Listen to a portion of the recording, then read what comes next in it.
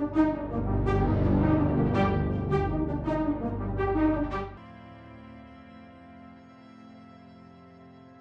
good morning, Toxicate, and good afternoon to good afternoon to I suppose everyone. Hopefully things are going well with people. I have completely lost where my mouse is. There we go. Just so I have honestly no idea how long Disco Elysium is. So for all I know, we could be halfway through the game, or we could be barely scratching the surface. I think we need a little bit. Let me just adjust that down. Okay, that looks better. Just obviously don't want to drown myself out unintentionally. Okay, it looks like everything's good. Just waiting, just letting people have a bit of time to trickle. And I'll try not to yawn on stream.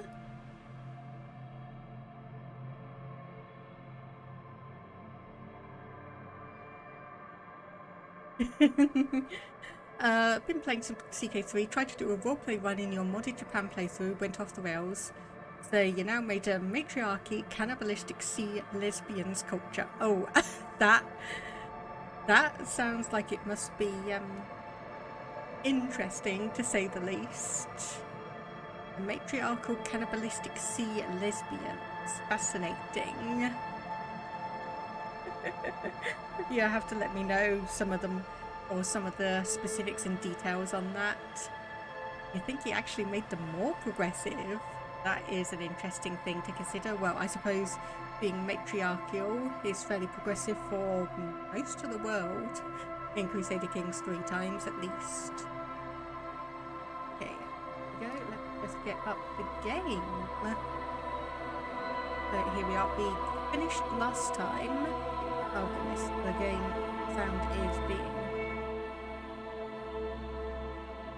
game sound is being ridiculously high. Please let me know if it's unnecessarily drowning me out, because despite me putting it down fairly low, it just seemed to be coming up against my voice levels.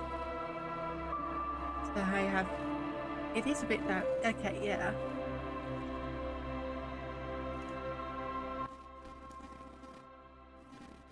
Okay, there we go. That seems to have sorted it.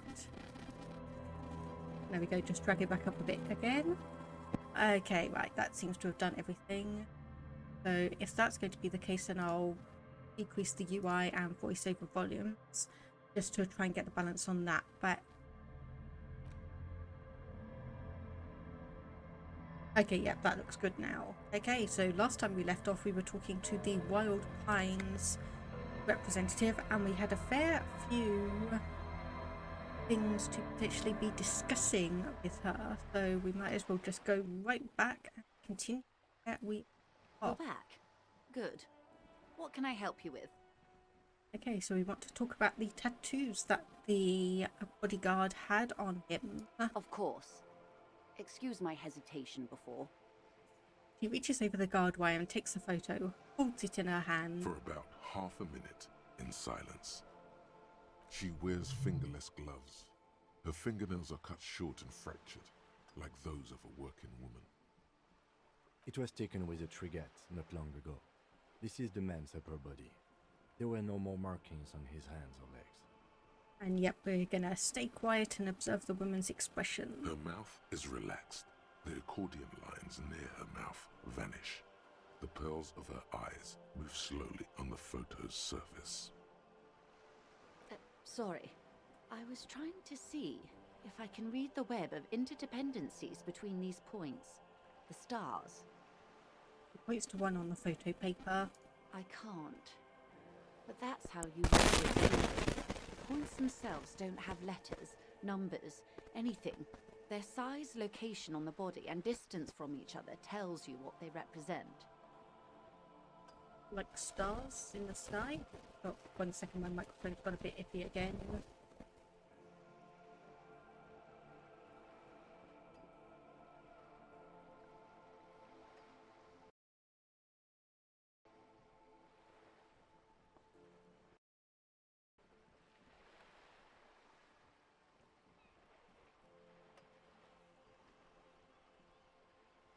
Okay, that is not any better. Okay, yep, no problem, Toxicite. I'll just try and sort out my microphone.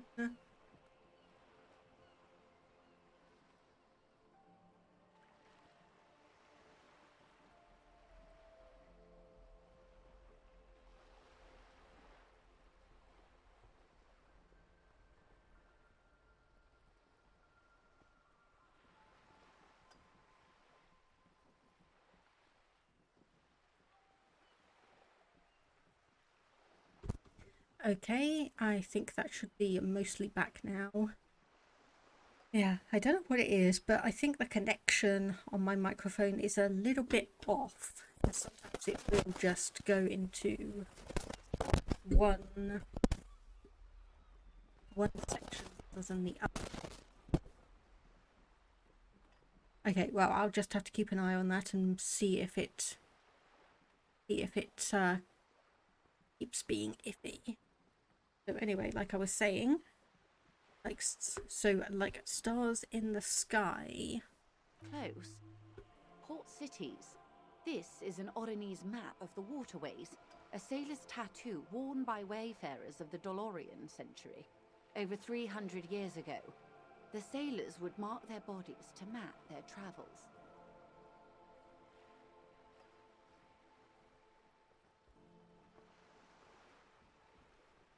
Okay, interesting. So once again, like real world naval tattoos, though those were more representation and symbols than nations or a map.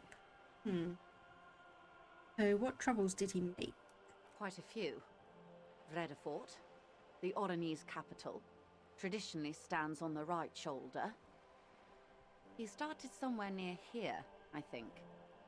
What next? Then he made his way to the Pretto Grande, through what I think must be the Stutz Canal, an artificial channel through the Occident. From the Pretto, he sailed to the Insulindic Ocean, first the Semnes Islands, then this. To his heart. So is that potentially his homeland? Revachol. Those are the two constants. Revachol on the shoulder, and Revachol in the heart. They started the tradition of these maps right after the discovery of Insulinde, at the dawn of the Inter-Islary Age. Okay, so not homeland, but two confirmed locations. So those are the two constants. Revachol on the shoulder and Revachol are. The old world passing by, and the new world already here. You said you can't read it. Well, I presume she can read like the beginnings of it, and she knows Revachol, but not really anything else. I can't. This man was no sailor, and these are no ports. I can understand geographic fragments, but not their meaning. In Martinez, looking into Krenel, he writes in one. Then the man puts down his pen and rubs his temples with both hands. Outside, there is a siren. Distant gunshots on the streets of the Jamrock Quarter. Interesting. And yes, indeed, it does seem like a map of his service history. That makes sense to me. We have no more use for a map of the waterways, just like we don't need sailors the way we used to. This is what the custom would morph into on the Occident. Mercenary tattoos. For all the boys looking for adventure, a blood spatter on the seas.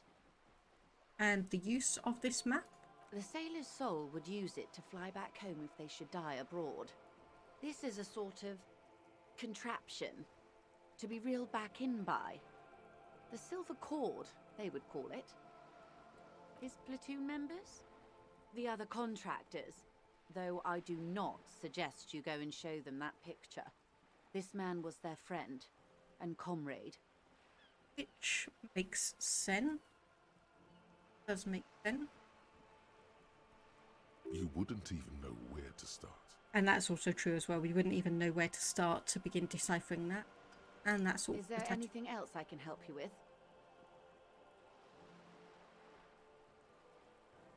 Questions about More reality. lessons in basic reality? My favorite part of the day. Go ahead, ask me anything. Okay, so we'll just basically go through the list and see what she says. The Pale is not, technically speaking, part of reality. Yes. Also, I think we've had enough excitement for today. We do have a case to attend to. Okay, Of course, fine. Lieutenant. Let's try something else. The lieutenant glances at you from the corner of his eye. You could sneak back later when the lieutenant is not here, unless you can convince him to step aside. Well, we've got a 72% chance on volition here. Plus one him trust us. Good idea. Just ask him. He won't make a scene. Yeah, can I talk to the man Malone for a Fine. Oh, that was... okay, that was actually genuinely easy. See? What can he do? You're a grown man. So now, what is the pail? Are you sure you're sure? Your colleague seemed adamant. Yes, what is the pail? Okay. The Pale is the most dominant geological feature of the world, Detective. The separative tissue between the islas. It is the inter-islary mass. Isla is a Messinian word for a continent of matter, enveloped on all sides by the Pale. Also, isolation, or landmass. We used to believe there was only one. In the last 4 centuries, we have discovered 7. Mundi, Seol, Samara, Ilmara, Grad, Katla, and this, Insulinde.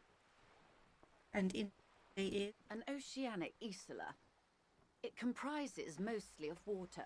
Muindi is the largest, Katla the coldest, Insulinde the bluest. What can I say? Each is perishing and dear. okay. What is the pail like? Achromatic, odorless, featureless. The Pale is the enemy of matter and life. It is not like any other, or anything in the world. It is the transition state of being into nothingness. I'm kind of starting to feel very, very weird about this whole thing. This is starting to feel like it's descending into a dream. No, Detective. We're safe. It begins there, 6,000 kilometers to the north, and even more to the south, east, and west. You are in the middle of the Isla. As your gaze instinctively turns north, a small black pit opens up in your stomach. 6,000 kilometers from the end of the... Yes. That is enough. Many cities are built much closer. And north? An uproar of matter, darling. Rising into the Pale. Rolling. Evaporating even. A great vision. The area of transition between the world and the Pale is called porch collapse. Imagine a grey coronal mist, cold vapor marked by spores of an opportunistic microorganism, a mold that's adapted to grow at the edge of the unrest. It's the most disco thing you will ever see. Okay, I both want to investigate further and I both don't want to. Gosh, this is going to send me into an existential crisis. Okay then, what is It's difficult to describe, or even measure. Something whose fundamental property is the suspension of properties. Physical, epistemological, linguistic. The further into Pale you travel, the steeper the degree of suspension, right down to the mathematical. Numbers stop working. No one has yet passed the number barrier. It may be impossible. And if we're surrounded by Pale, how do you get from Isla to Isla? Oh, it is so difficult for us. A squall of birds. Hardware operating in the harbour. Firm. Self-evident. It is possible to force dimensions on the Pale. In modern times, we can even compress its latitude, bouncing radio waves from one end to the other, shortening the path. But it is still hard for humans to navigate the Pale without getting lost, or having our minds damaged. Extensively. Some say the damage stems from extreme sensory deprivation. Others argue that Pale somehow consists of past information that's degrading, that it's rarefied past, not rarefied matter. They call it the blend over of the self. The Pale does not only suspend the laws of physics, but also the laws of psychology, maybe history even. The human mind becomes over-radiated by past. What does this over-radiation feel It like? feels terrible. Absolutely terrible. International standards strictly limit civilian travelers to 6 days of Pale exposure per year. It's more for her. Way more. And you're not a civilian passenger. No, nameless detective of the Citizens Militia. I am a member of the Entreprenetic Business Class. I'm cleared and trained for 22 days of Pale transit annually. Someone else you've met may have been exposed as well. The strange grey-haired woman in her lorry. Do lorry drivers Pale? Yes, carried in the hulls of airships. It's a horrific job. Automation will abolish it soon. You should ask the Pale driver about this. See what she says. That poor woman must have stories to tell, like you wouldn't imagine. Are you over-radiated? Up to my gills, officer. What is Entreprenetics is the scientific study of the Pale, or a recent iteration of it by way of Grad. The study of the Pale reaches back 6,000 years. The Pericarnassians called it the Western Plain. They cross it? There are signs of pretermodern crossings. Successful navigation of the Pale relies not just on technical know-how, but intensive psychological preparation. Some of these tactics have been known for thousands of years. And what has entrepreneur gained? Nothing. We remain powerless before the Pale. The only real advance in Pale transit is the speed with which an aerostatic craft can pierce it. Less exposure leads to less effects later. An aerostatic craft, meaning a flying vehicle. Hybrid airships, detective. Conventional rotors or jet engines no longer add velocity after the point of reference for motion is suspended, once you've crossed from near Pale to far Pale. In essence, we throw them in and they come out the other end. If we throw them precisely. If we do not, probably getting a retelling of the Ancient Mariner, or the Rhyme of the Ancient Mariner. Then they don't. Gone, like a skipping stone beneath the surface. How much Pale is there compared to the... The Pale outweighs reality 2 to 1. There is more Pale than there is matter, and the ratio is slipping. To our detriment, or... What do you think, detective? It's growing, there's more and more Pale. Precisely. One of the few measurable effects of the Pale is that it is expanding at an unknown rate. An intuitive conclusion of that development is that one day the Pale will cover everything. But this sort of talk is mostly left to extremists. Well, if it's expanding, then it's of everything and it's going to happen. Most people, and indeed most private and government sector organizations, entire civilizations and religions even, find handy ways to ignore or downplay that knowledge. I suggest you do the same. Off we go. You see the hanged man's mouth open. Off we go into the wild Pale yacht. One and all. They say Pale is death, but for the universe. Why should we just leave, and the world get left behind? Yes, sweet reality. But before we do, tell me, detective, is this the first time you're hearing this? Do you really not remember anything? And I sometimes sense vague shadows of a past, and it's not good. Then tell me, what do you think of the Pale?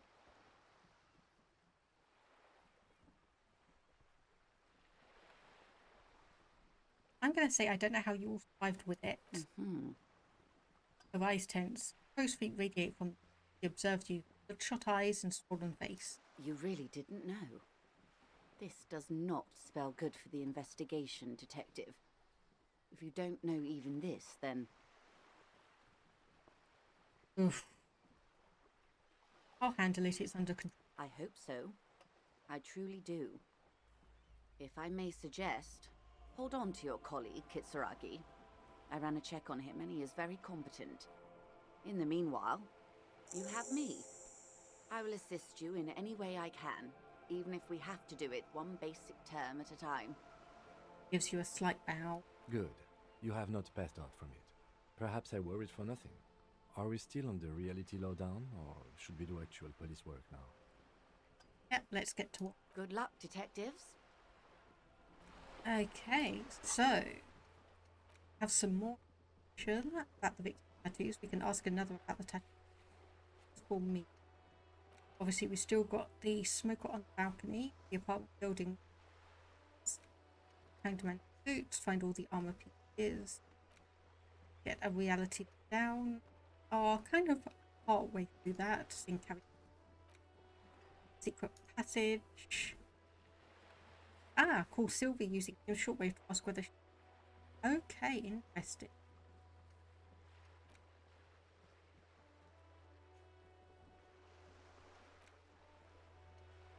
The water thing. So I think we're done with all corporate tasks, aren't we? Oh yeah, wash off the death smell. We still need to do that. The armored gloves, which we can't do until the water lock. Find the working 4.46 ammo. So let's go and call Sylvie then.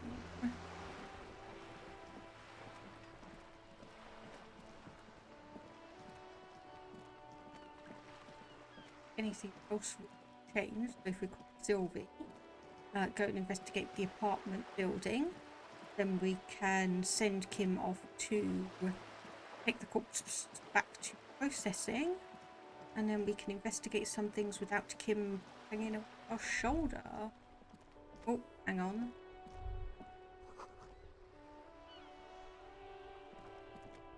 Oh, potatoes. Okay, so we need to go and call Sylvie. Inside, you see a set of steering levers, a radio microphone, a pull-out toolbox, and the soft glow of the fuel preheater gauge. This is Precinct 57. How may I assist you? Need you to connect me to Billion. Of course. What is the number, officer? Didn't Gart give Sylvie's number? Yes, hold on. Her number is 005 1944 298. Received. Hold on, officer.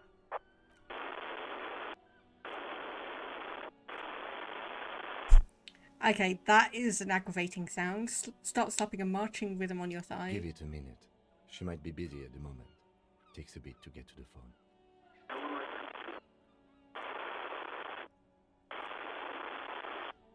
Officer, I have Sylvie Malaika on the line for you. Yes, hello? A female voice greets you static. It sounds like she's a million miles. Police calling. Some questions for you about your last day. Oh, right. Hello, officer. What can I do for you?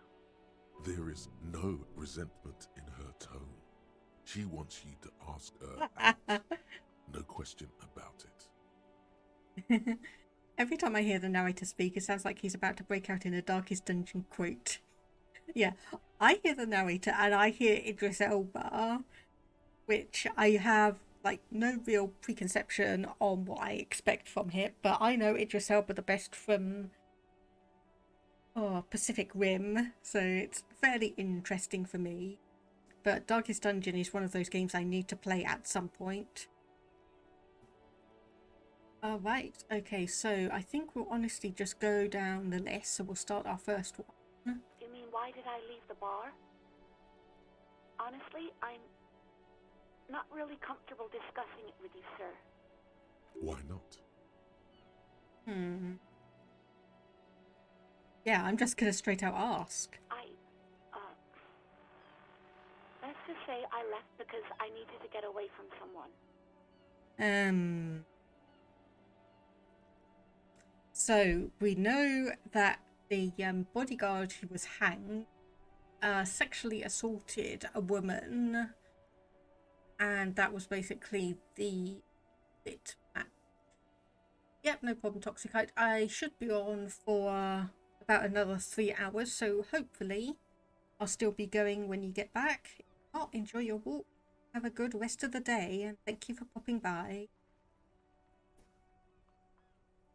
Yeah, I think this may have been the person who was assaulted by the bodyguard. You know who?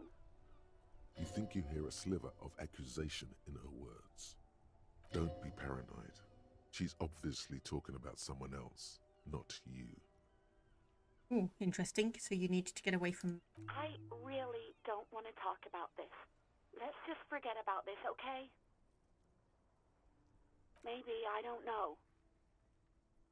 I just know I have to take some time off right now. And were you the person that... No, not me. Do you know who did? No, sorry. I don't. Not a lot of people have phones around here. Copper thieves take the wires. People don't have the money to have the cables put in again. They use the Union's phone, or the one on the coast. So the Union has a phone, and there's one further down the coast. Got it. Well, we've seen the Union phone, we've that. There's one further down the coast. That might be one we're not able to access until the lock is closed. It was someone else. We'll find them sooner or later, officer. It just might take a while. Yeah, go on. Have you... Yes, I know who you are. You're a police officer. The law. My badge is missing. Have you seen it? Oh, no, I haven't, sorry. Real policemen have uniforms too, by the way. Where's yours? Oh, Kim doesn't have a... He's in plain clothes, voluntarily. It's different from not knowing where your uniform is. There are officers who wear the signature Perseus black uniforms to the highest ranks in the RCM and end up buried in them as well. Others do it more casually. Looks like you're one of them. Have you done? Please, no.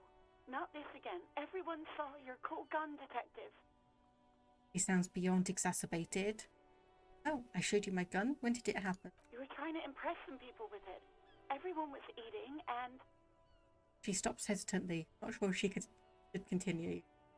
Okay, so I'm wondering if this is actually genuinely a gun or a euphemism. You were waving it around in everyone's face, begging them to describe it. You said it calms you, and then you started making suicide jokes.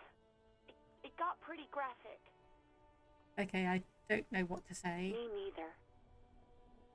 Well, what happened to it? No idea. All I know is next you were waving around money instead, saying things like big butts cannot lie and guns can't buy money, but money can always buy guns. Yeah, confirmation that we sold it. It almost looked like you pawned it, but believe me, I did not ask. So, I found my patrol cloak earlier, but have you seen my uniform? Uniform? I never saw you in any uniform. You had your things on, the disco things. And any idea how my paperwork ended up in the trash container behind? Well, you tried to jam it down the toilet, sir, clogging it completely. After I had unclogged the toilet and retrieved the paperwork, I threw it out in the trash, thinking you didn't need it. I am sorry about that. Anything else, detective? And do we go for the, do you want to grab a cup of coffee with me? No, absolutely not.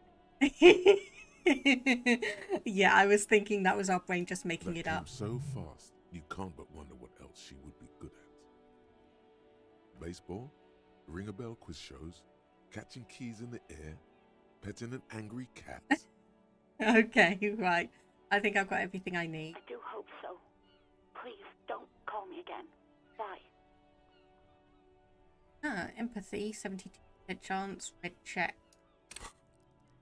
So where is empathy? Here.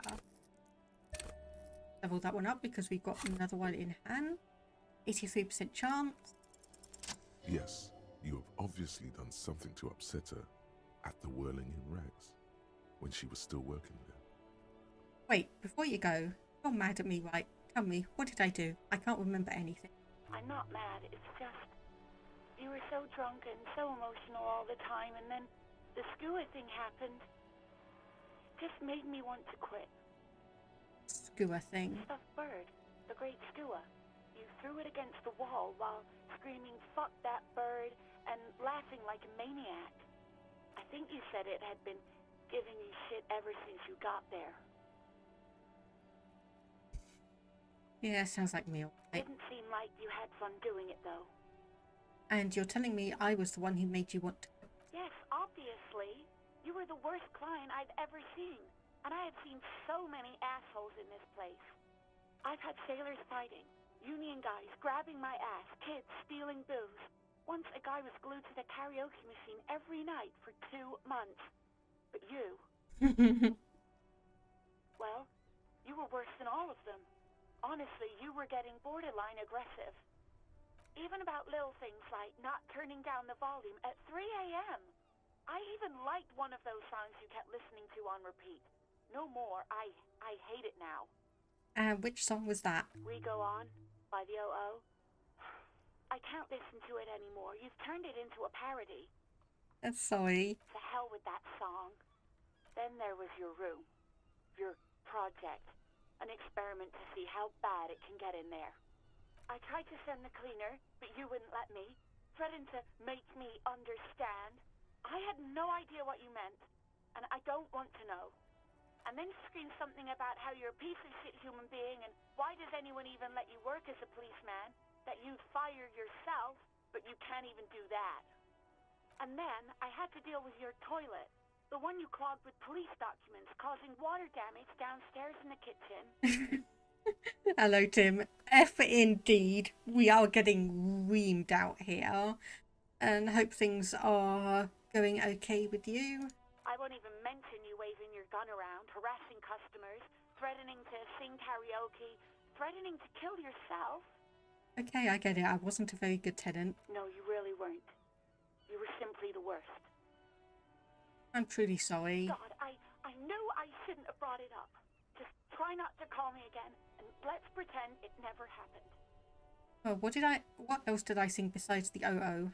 Looking for a song. All sorts of things. From disco, rock too. So much disco and rock. Was I singing The Smallest Church in St. Seine? Yes, that's the one you like to sing along to the most. The later it got, the more that one came on.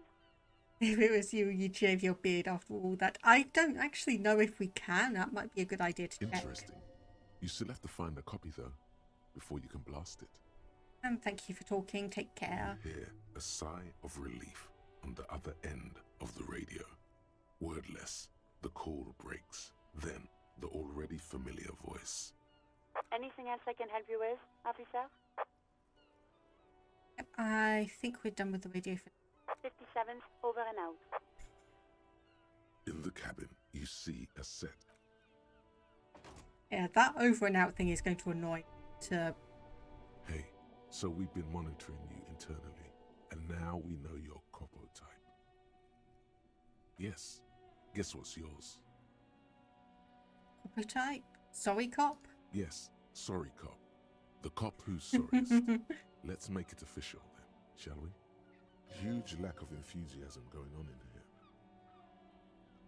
So what are the other copo types? Oh, you know, Apocalypse, Superstellar, the advanced interesting cop, Liquid Shadow cop. But you're too sorry to say those things. So, here we go? Wouldn't the other copo types be jealous? What? Jealous of the sorry cop? I think they'll be fine. Don't worry. They'll be super, super fine. It'll be totally okay. You can dual copo type from sorry to anything. Yep, we'll opt Of in. course you are. It's okay. See if you can get something out of this, like info. Or maybe every time you say you're sorry, you get $1 million. No, sorry, cop. That won't happen. And All headphone? around you, rain falls on the great city of Revachol.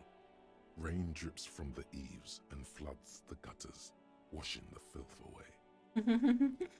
Interesting. Yeah, and the fact that it said I could dual copo type from sorry is interesting. It will just be a curiosity to see what happens from there. Obviously, if I were to replay this, I'd be going down different routes and exploring. But let's just see where this one takes us. The spring thaw must be here. The snow is melting. Looking up at the sky, cold water dripping from your hat. Grey sky like great battleships, clouds colliding with one another. Rain falls down on the world. Humid, your coat shields you from the rain while the city shivers around you. Okay, and what's west, east, south? I'm going to see if I can go and shave the beard when we go and take a bath to wash off, apparently, the rotting corpse smell. Sheets of rain over the water, a flight of stairs leading into the ocean. Wave after wave washing the coast of Martinaise, with its motorboats and gently swaying reeds. The ruins of a half-sunken sea fort crumble on an inlet beyond the Bay of Revachol. Ghosts rise into the sky. Kind of good. The skyscrapers of La Delta, the financial district. Faint golden light seeps from the office windows. Will you ever go there? No, you are just one of the hundreds of thousands who watch them rise across the bay from Martinaise every day. So what's down the shore? Urban coastline, rain dripping off Eternite-covered roofs. Cinder blocks left over from half-finished construction. A defunct research and development building, once seized by revolutionaries. An old wooden church stands on stilts above the water. Coal City, end of all lines. Your hair is an oily mess flecked with ash from neighboring coal plants. Smokestacks rise somewhere in the distance. The great gates of the industrial harbour are locked. A chill runs down your back. You shudder like an animal trying to shake water from its hide. Behind the gates, heaps of supply crates, red and blue metal shipping containers, slick with rain. The Greater Revachol Industrial Harbour is an artificial mountain range. Immense wealth resides within, and immeasurable poverty in its shadow. La Drusienne, King Dries passenger harbour. Cruise ships flanked by dock arms. Cranes watching over the mouth of the river distributary. Couronne, the lower middle class. Distributary after distributary cuts the city blocks in half. 7-story buildings trail off into the rain. A silvery curtain of rain over the houses. The class divide. Capeside apartments. Tower blocks crowd one another. 4.46mm bullets still lodged in their war-torn stone walls. Hallways collapse from the mortar hits of a war that was lost long ago. Clotheslines go to waste in the rain. Radios play. A yard. Rain falls onto the roof of a woodshed. Filthy water pools around a body. Droplets of rain slip from the dead man's cold cheeks. A traffic jam. Rain thrumming on the roofs of motor vehicles. Inside, drivers watch water streaming down their windshields. The statue of a king shudders. He too is cold. The canal bridge has been raised. The road ascends. A raised motorway loops above the ghetto. Beneath its concrete columns, a sea of rooftops, woodwork, and tar stretches northward. 4-story buildings as far as the rain can fall. The snows melt in Jamrock. Revachol is the capital of the world. Jamrock is the capital of Revachol.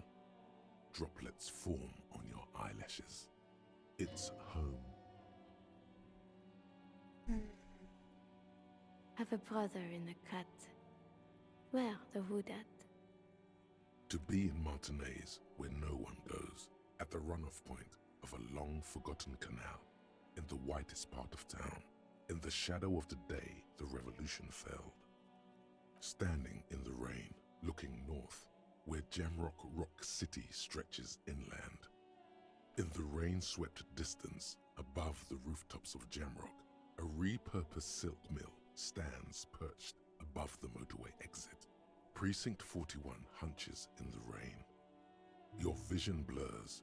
You wipe your face with your hand. The rain stings your eyes, making you look up and blink.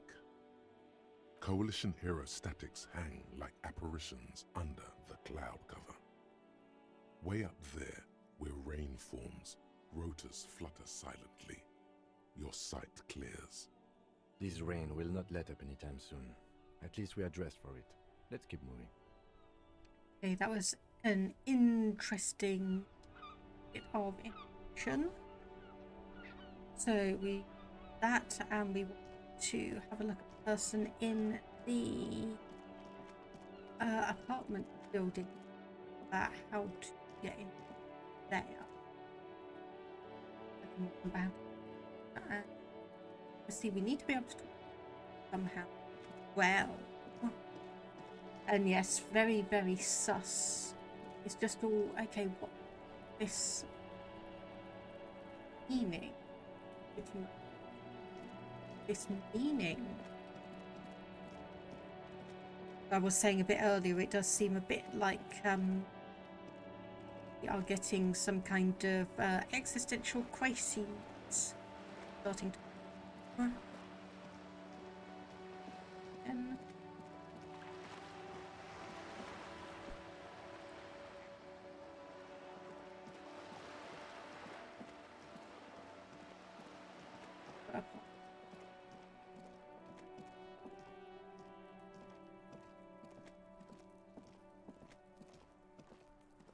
Find that number, if at all, and at all. Another string of bullets. Look, see down here. Nothing actually interact with. Okay, let's go inside. This whole world is experiencing existential crisis. Is that our world or the game world? Because either way, yeah. Either way I can understand.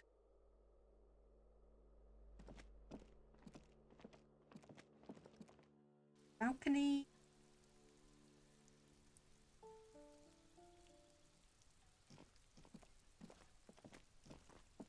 There's actually a crate up here.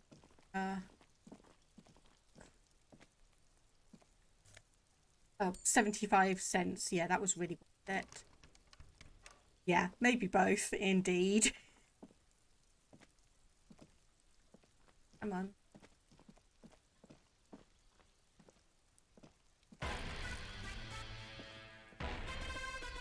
Hello there, thank you for the follow, Crimson Dynamic. Hope you enjoy the stream. Okay, so up there is just the industrial place that we all knew about. Anything else here? I have no idea how we're going to find that person. Let's try and talk to someone else. I think main solution, but I've been talking to everyone. A little bit.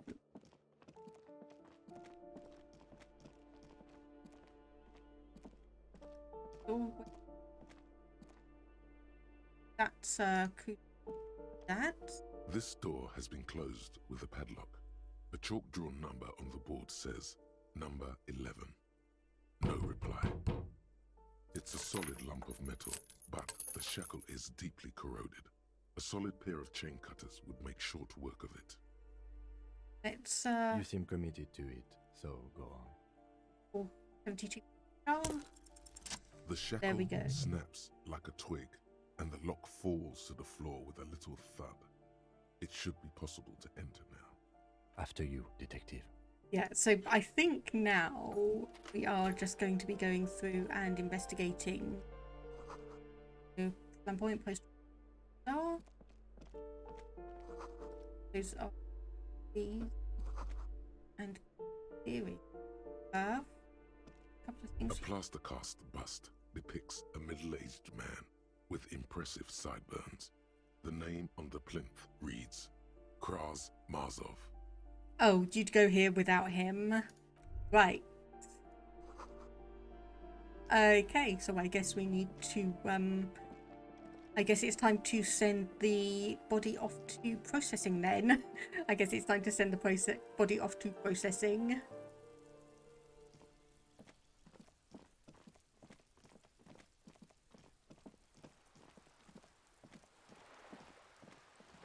Because we don't need the radio, we've got all the tools we want. Yeah, let's we've done all the investigation we need to for the body, so yeah.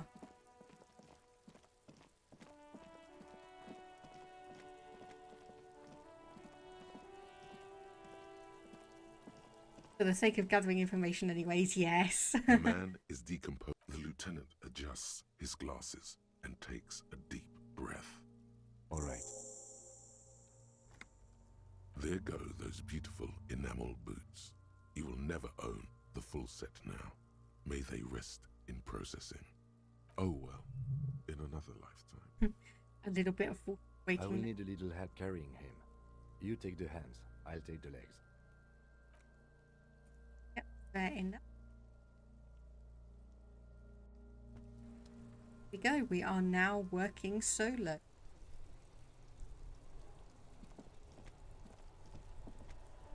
Okay.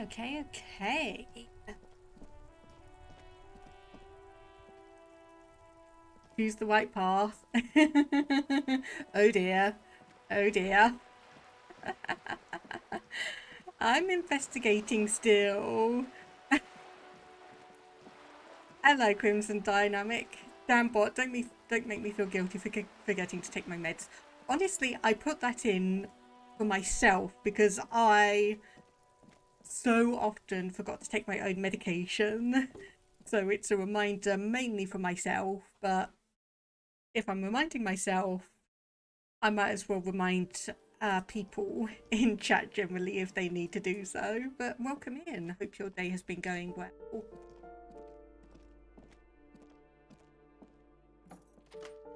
Okay, so we have just told Kim to go and send the body off to processing. That means we can investigate all of these lovely apartment buildings by ourselves. See if we can find that smoker on the balcony. You hear someone walking around inside, rearranging the furniture. The number on the panel says 10. Hello there, Tobias, Team B48. Hello, Katranova. So, hello, it's been a while. Hope things are going well for you. So, just putting up the Team B42 group. They are a bunch of people who are basically communal streamers. Hello, Tristy Gangster. Thank you for the follow.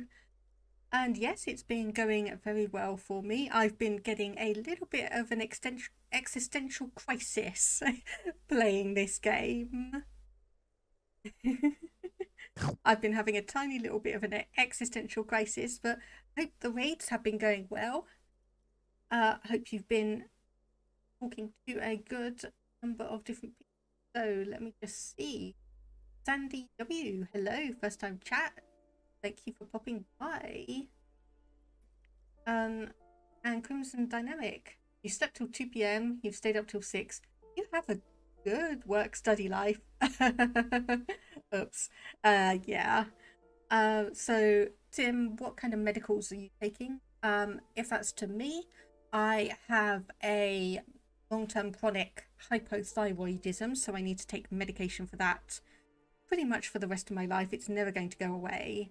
And also on antidepressants. Oh my goodness, thank you so much for the gift sub. Thank you so much. Not heard of this game before. Yeah, I've been getting a fair few comments about that, and basically the way I've been describing it is a point and click detective noir game where you as the main character have amnesia and you're also trying to investigate a murder in this town. So it's very, very interesting.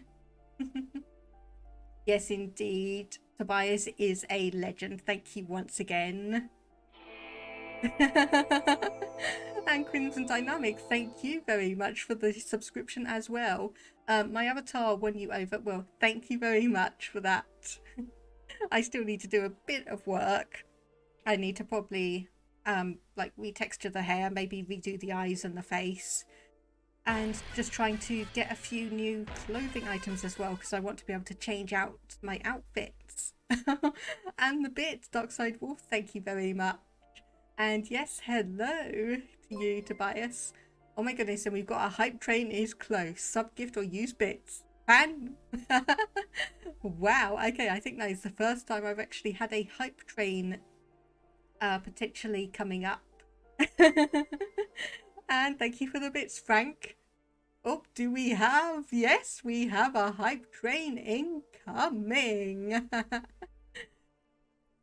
Thank you. Thank you so much, everyone. Thank you so much. 72% toward the level 1 hype train. Choo choo indeed. But yes, thank you everyone from B42. Hope you've been having a brilliant day, and I hope your future raids go well.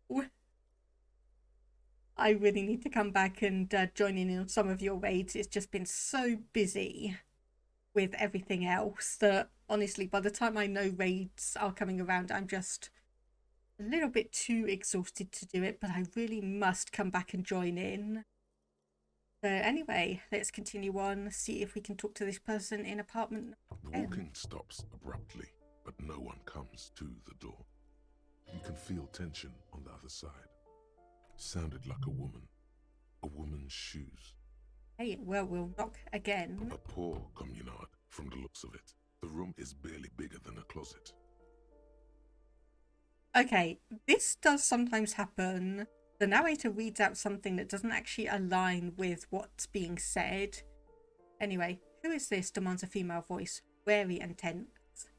So, this is the police. Open up. Do I have to open the door? You hear the clacking of heels again as the other side walks right up to the door. Her tone is now getting a defensive edge. Do you have a warrant? I'm not obligated to open the door if you don't have a warrant. It's generally easier to do things if you have literally any reason. Okay, so we're not going to be able to talk to her. Leave, and let's actually... Yes, we can talk. If you... Give me a moment. An elderly woman is leaning on her knuckles white as... She seems to have difficulty breathing. Yeah, oh hello Riders of Satellites. Yep, no... I hope your day has been going well. Yep, we had a mini raid from B42, a Twitch team, and we've got a hype train going on. But yeah, welcome in. Hope your day's been going well. The cold never does any good for my bronchitis. This won't take long. I only have a few questions. Go ahead then. What do you want to know, policeman? She's the cleaning lady. She knows the floor plan and the residence. Hey, have a few questions about the apartment. Ask away, policeman.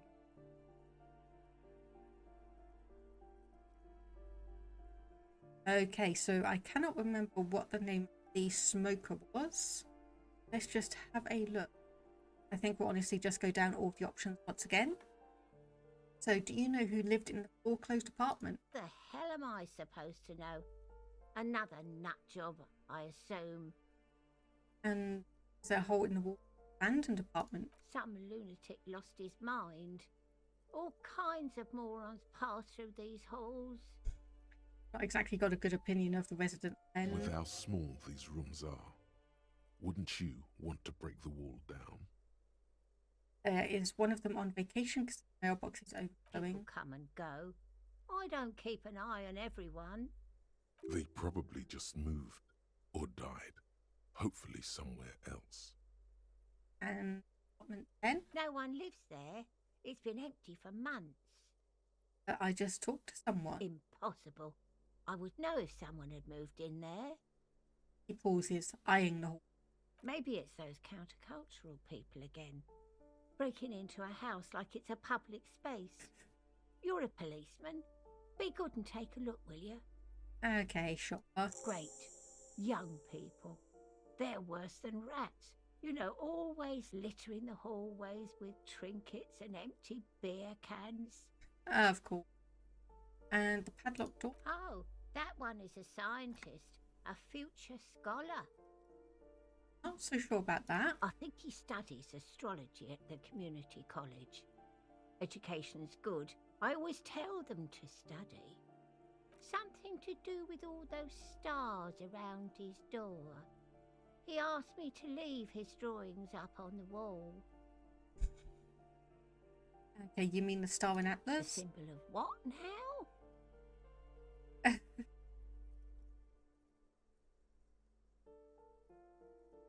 Like communism, you know, like in the World Revolution. Never heard of it. And the man who lives at the end of the... I don't want to talk about Deweeters. Addicts, all of them. And sometimes I hear them screaming. They don't like me cleaning behind their door. Think I'm listening in on their fights. It was dirtier there, after the janitor's closet. She avoids the end of the hallway.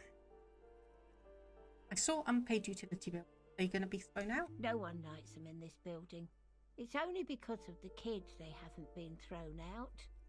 I don't like talking about those people. Okay, so basically because Kuno's there, they're not actually going to throw them out no matter, I presume, how many debts they incur. Tell me about Cindy. The artiste? Nothing I can do about her, I'm afraid. She ruins the walls faster than I can clean them. Still, Leans on her brother. she leaves an old lady to her business. More than I can say for others. She mumbles some kind of a response, then hacks something into her handkerchief. Oh yeah, Martin Martinez. That's the one we were... Oh, you'll find plenty of Martins here. Don't you worry. No, I'm looking for a real person named Martin Martinez. Told me that was his name. Pea-brain. Someone played a trick on you. Martin Martinez is a name for anyone who comes from Martinez, like Tim Jamrock or Raoul Revachol. I was thinking that, Oops. yes. You really didn't get the joke there. Okay then. How about a young male, mid-20s, dark hair, skinny build, a smoker? Yes, yes. I know who you mean. The scrawny boy who's always smoking like the devil, right? Somewhere in the building, a child starts crying. You hear a radio tuned to a talk show and someone taking a shower. What's he in trouble for? No trouble, I just want to talk to him. Talk? The cleaning lady starts laughing, but it turns into a violent coughing spasm. She squeezes a broom, trying to catch her breath. He lives upstairs in room 28. Go to the balcony. It's one of those doors there. He's usually home in the evening. Okay, right. So, apartment 28 then, and we need to probably come back in the evening. So that gives us a bunch of other things. So locate door 8, investigate apartment 10. So, wow, this is... So ask someone else about the tattoos before meaning. So I'm going to anticipate that is going to be the people in... Or the, are they union people in the whirling in bags?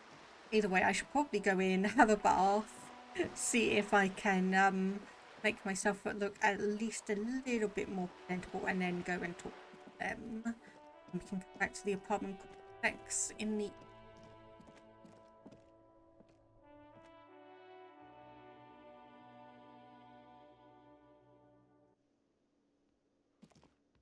So... that's where the gardener has moved. Right, okay, so back up to our apartment, our hotel room.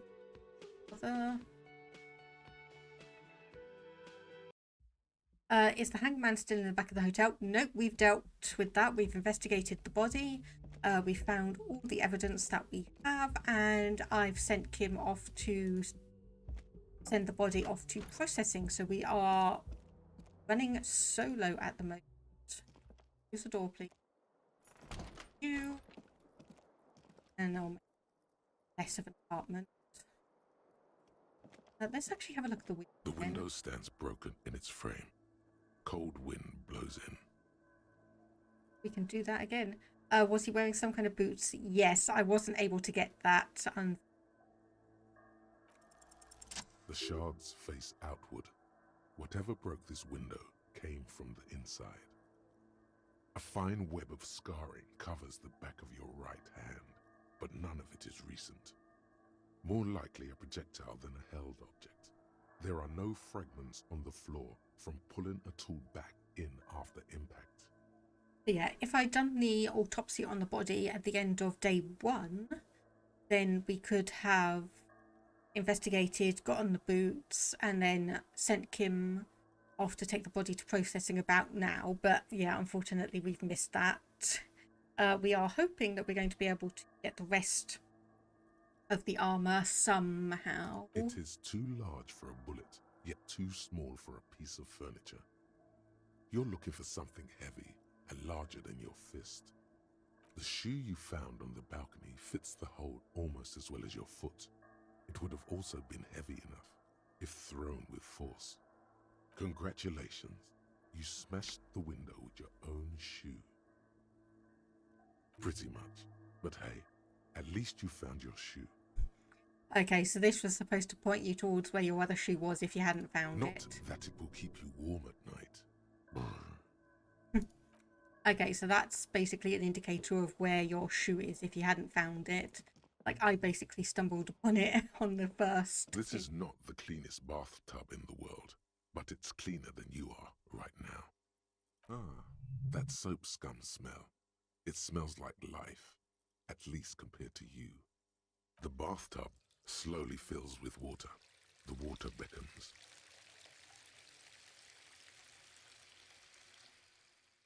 Not boots? What do you mean by that, way to the The satellite? water is only lukewarm, but still comforting, like amniotic fluid. A few beer cans are bobbing up and down along your flanks, like sad duckies. You feel nice and lonely, and so tired. Now you are alone with your thoughts in the tub, but it's easier than being alone with your thoughts outside the tub. They're not even really thoughts, just assorted sensations, none of them acute enough to focus on. Your fingers grow pale and are covered with tiny whirls as the water cools. Nice, that actually regained us some health. You see the corpse. You can still smell the cadaver on you. It's going to take more than one bath to get rid of that stench.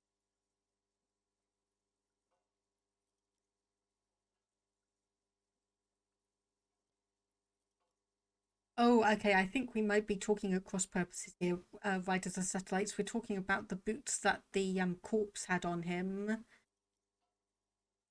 Yeah, the other armor parts are encountered later. We've got a hint towards where the gloves are, and obviously all the other parts we are going to be trying to find along the way. So yeah, we're talking about the boots, the armored boots that were on the corpse. But yes, obviously we have some snakeskin or snakeskin loafers on ourselves.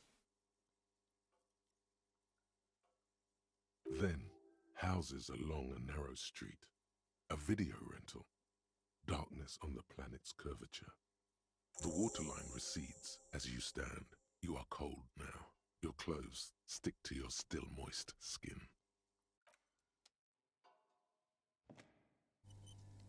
A mirror hangs on the bathroom wall. In it, your face, adorned with the expression. Okay, so what do we have? 20%, 17% facing. Use the chain cutters to fix it. Stop the steam from fogging up the mirror. Let's try that. The faucet is quite terribly mangled, but you just might be able to twist its parts into place. You handle the chain cutters deftly, applying just enough pressure. The faucet regains a recognizable shape. The steam stops. Told you that you needed those chain cutters. Everything is connected. Everything has a purpose. Of course, the interesting thing is we look a lot healthier here now than we do in our profile picture The there. mirror begins to clear slowly without you having to wipe it. Okay, in electrochemistry, +2 no more steam, and +4 recited the poem. Still not happening. It won't come off that easy. Okay, and you know what? Let's just go for this one. Like the rest of you, it comes from a bad place somewhere in the past. That's all you know for now. Okay, fair enough. So we can't actually shave off our beard then. I wasn't 100% sure we could, but oh well, worth a shot just to have a look at things. That needs a balcony. I think going there. Let's go and have a talk with those union people, I believe it was.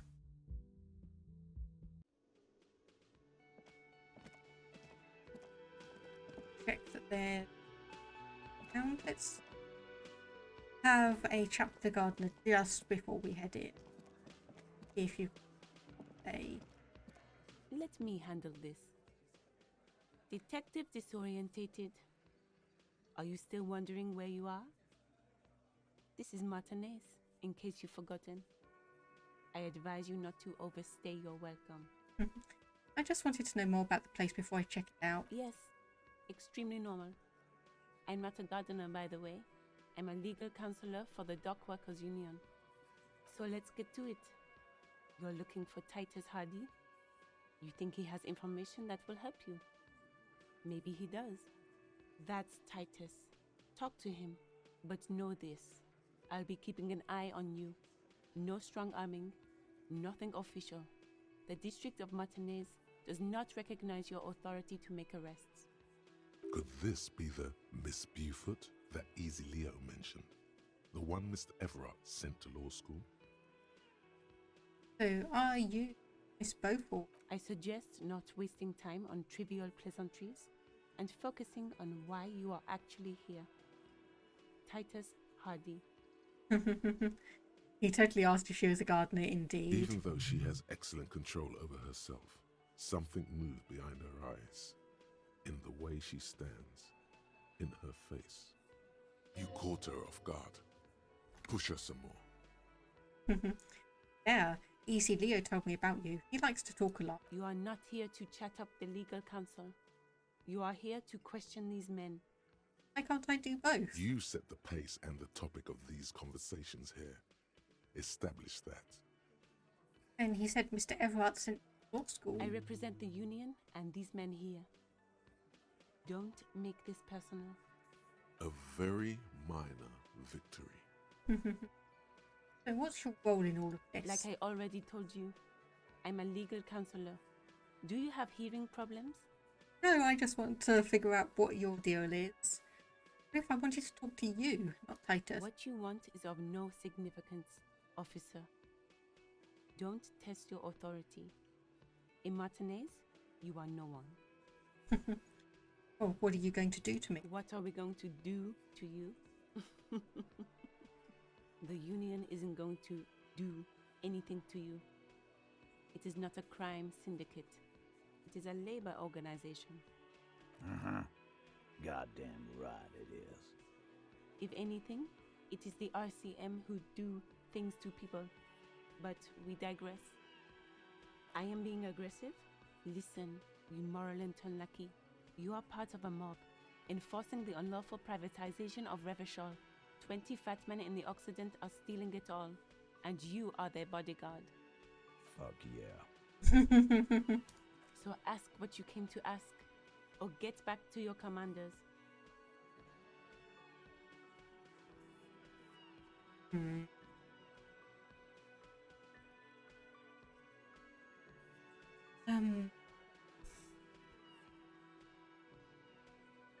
I'm not 100% sure I want to go down any of these routes right now. Let's. I'll go and talk to Titus then. So...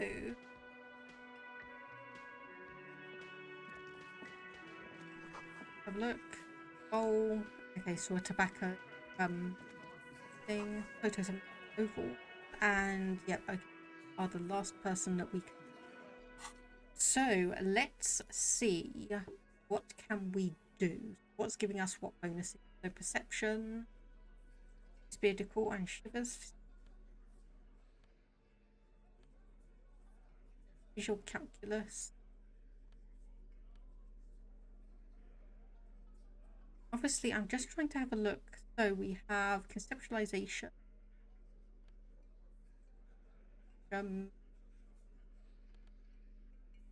Half.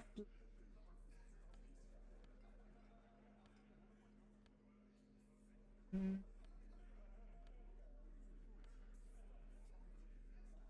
think if I swap that out.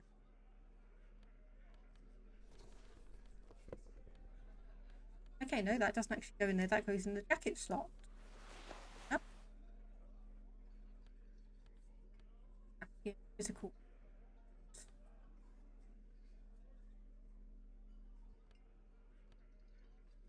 I want my.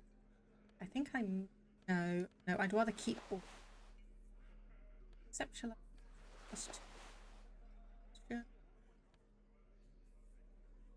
Fair. Trousers, so we can go for. I think we'll go for. Now our gloves are giving us electrochemistry. So see what that is. Let the body take control for. Okay.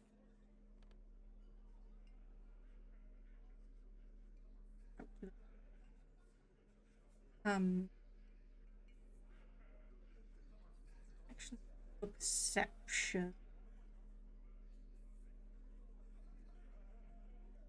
Okay, we still look absolutely ridiculous, but let's try that. And of course we do have rigorous self-critique.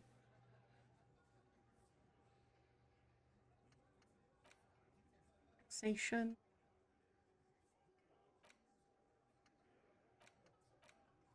Definitely want to go for this one, Indoor Tribe, because that seems to definitely be of.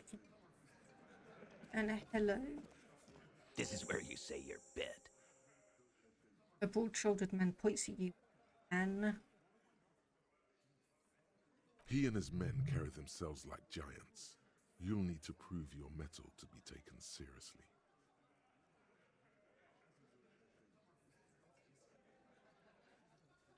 and I don't think you ever don't look a bit ridiculous. Indeed, yes. Yeah, I think it's just honestly the clothes you have. You either are like Detective Disco, or you just have ridiculous things that just do not go together. Yeah, I'm not gonna say anything yet. Hey, dipshit. You hard of hearing or something? The boss man's talking to you. Okay, we need to talk about the Hanged Man. Oh, this is about him. A real looker, that one. You sure took your time, huh? Waited for him to get real ripe and pretty for you. Oh, he was a real pretty boy. Hanging up there, letting out that pretty boy smell. I can't for the life of me understand why you did it. I mean, I would have just left him up there. You must really like cleaning up other people's shit. You might want to start asking your questions now. It's not going to get better than this.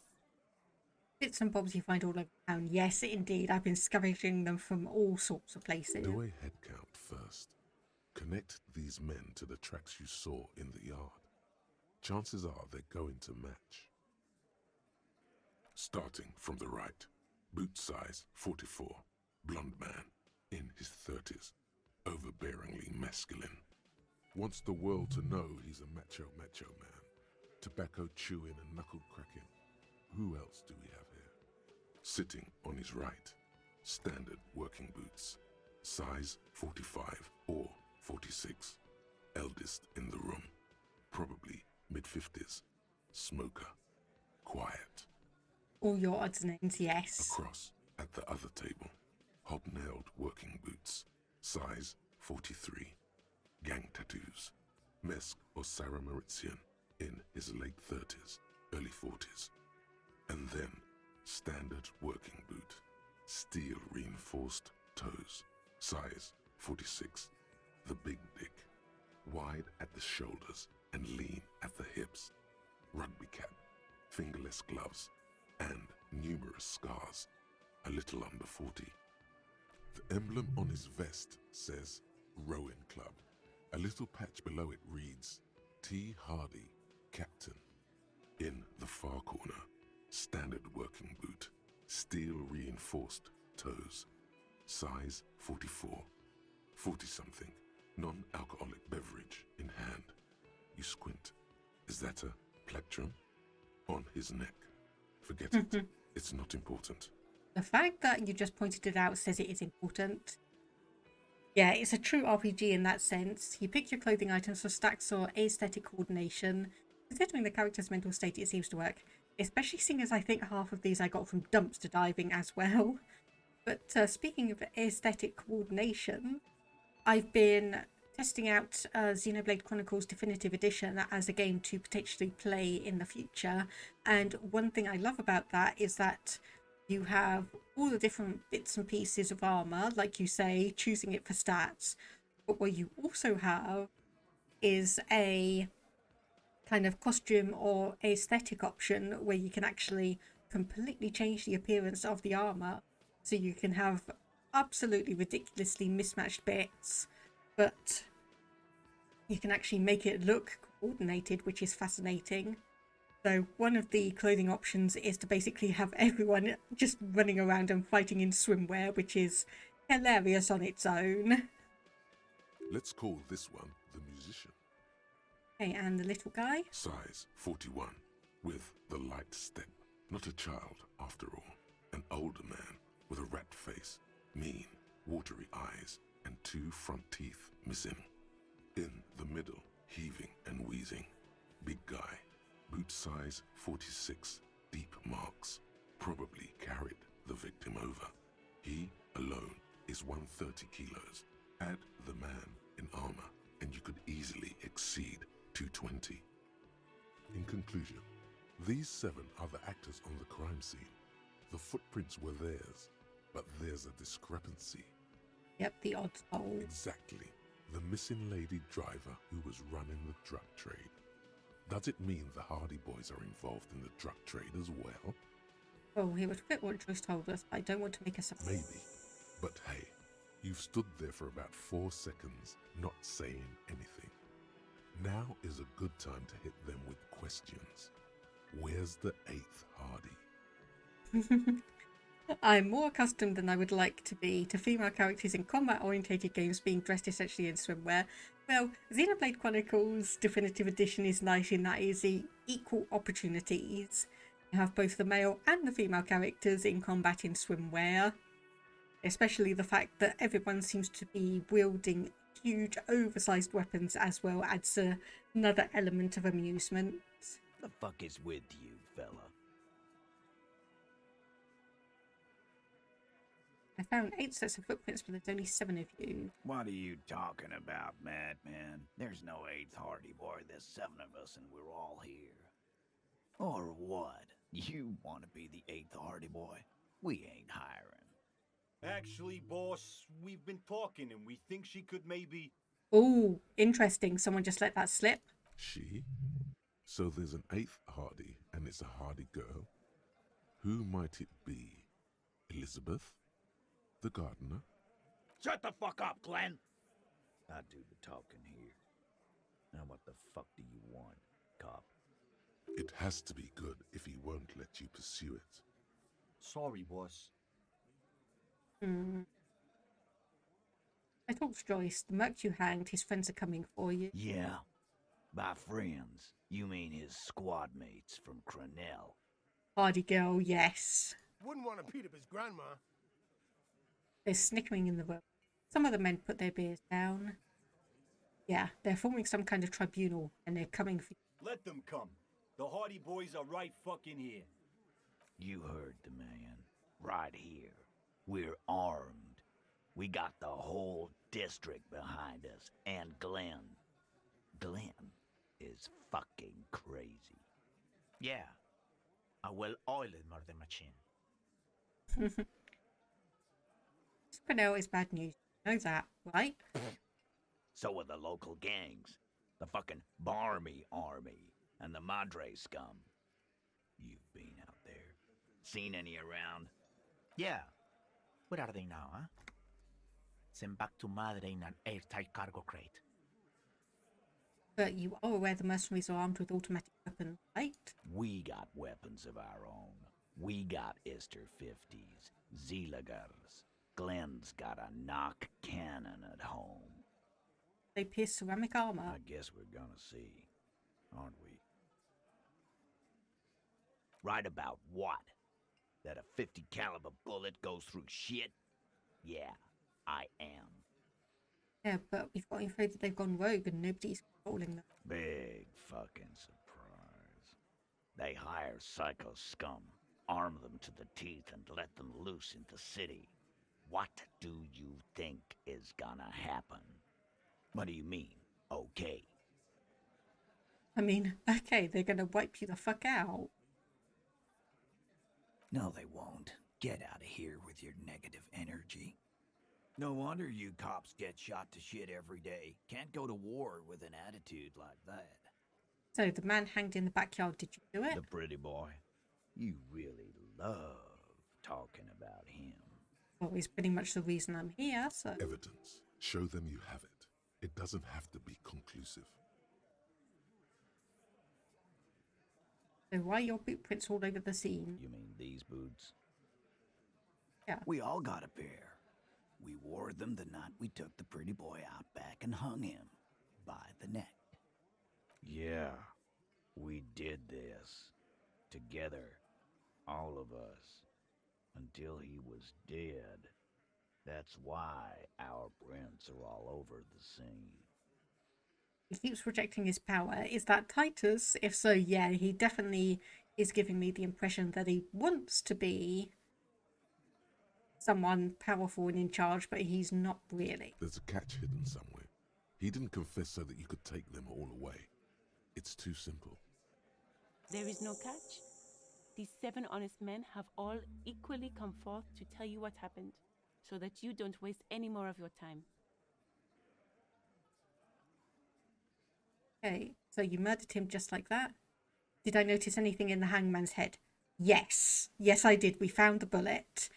If that's what you're asking about, we did indeed find the bullet. So we have a task to hunt down a working Revolutionary era weapon. Yes, we did find that. How many people have you sent to the Shays? Ever felt remorse for them? Or send them to Reunion to rot. For 20 years. For life. He says it as if it's worth dying. Like, what I do is different. I enforce the law. You just kill people like it's nothing. But you see, a lawman, is something people agree upon. And here in Martinez, we agreed that this man had to die. Oh, who called the shots? Are you deaf? There will be no singling anyone out. You can't arrest a Hardy Boy without arresting all Hardy Boys. Do you think you could do that? Do you think you could arrest them all? I don't have to. One of them was... That's for the courts in Les Jardins to decide. Not for the officer making an arrest. Which we all know you won't be. Try me. What you can do right now is go back to your station and write a report. So eager to get rid of me. But they don't want you back at the station, do they? Okay, so when did it happen? You don't have to keep answering his questions. I know, Lizzie. Relax. We killed him last Sunday night. Seemed like a good way to end the week. How long had you known him? Known him? We don't associate with scum like that, asshole. Yeah! Who do you think we are? Quiet. He came around about 3 weeks ago when that Pines cow first sailed into town. Happy? So you mean Joyce? No. I mean the Pines cow. The stupid-ass cow they sent in to fuck us over. But you know what? Why don't you ask her about the pretty boy? I'm sure she has interesting things to say when you ask her hard enough. That's enough insinuation for today, Titus. Officer, your interview is drawing to an end. Don't waste your last questions. Okay then, how did you... We hanged him up by his neck until he got real still. Wasn't that obvious, Copper? Didn't they teach you anything at the cop school, idiot? Oh, the autopsy revealed the victim's hands were not tied. No signs of struggle. How do you explain that? Look, I'm not gonna play 20 questions with you, Capo. I'll say it again. We killed him. That definitely caught him off guard. In comes number 2 to take care of it. Yeah, I knocked him out. Came up behind him and clubbed him in the back of the head. He went down like a sack of sand. So if what you're saying is true, then we should be indicting you as the main culprit. That's right, lawman. And then we hang the fuck. Make them a bit more uncomfortable first, then see if it all adds up. So what did you use to convict him? My fucking elbow, Copper. Samurai boxing style. Where did all this take place? Right fucking here. The fucker started coming to our bar, asking for it. The composure 12. You actually have composure of 6. I won't waste it. I'm just gonna keep my fingers crossed that 5 in 6 chance. Titus is solid as a rock, and so are a few others. But first, tell me who's solid. Elaine, who looks like he might be Titus's right-hand man, the least antsy of the bunch. Definitely not his first time being questioned by the police. This little rat-faced fellow is solid too. Always fidgety, yes, but no change there. Him neither. Mostly keeps to his tomato juice, or whatever he's got there. Hey there, Tobias. Still having fun? Yep. So we've gone to... So we know there were 8 people involved in the murder, and we've got 7 of them here. So we've been investigating and trying to deduce what's happened. So we know one person is missing, and we know that they are also lying about how the person was killed. And yeah, the VA definitely has a nice gravelly pitch for the narrator. Dun dun dun indeed. So I know we have at least one more day left, so we've got a fair few things that we will still need to investigate. Let's see, who's cracking under the pressure?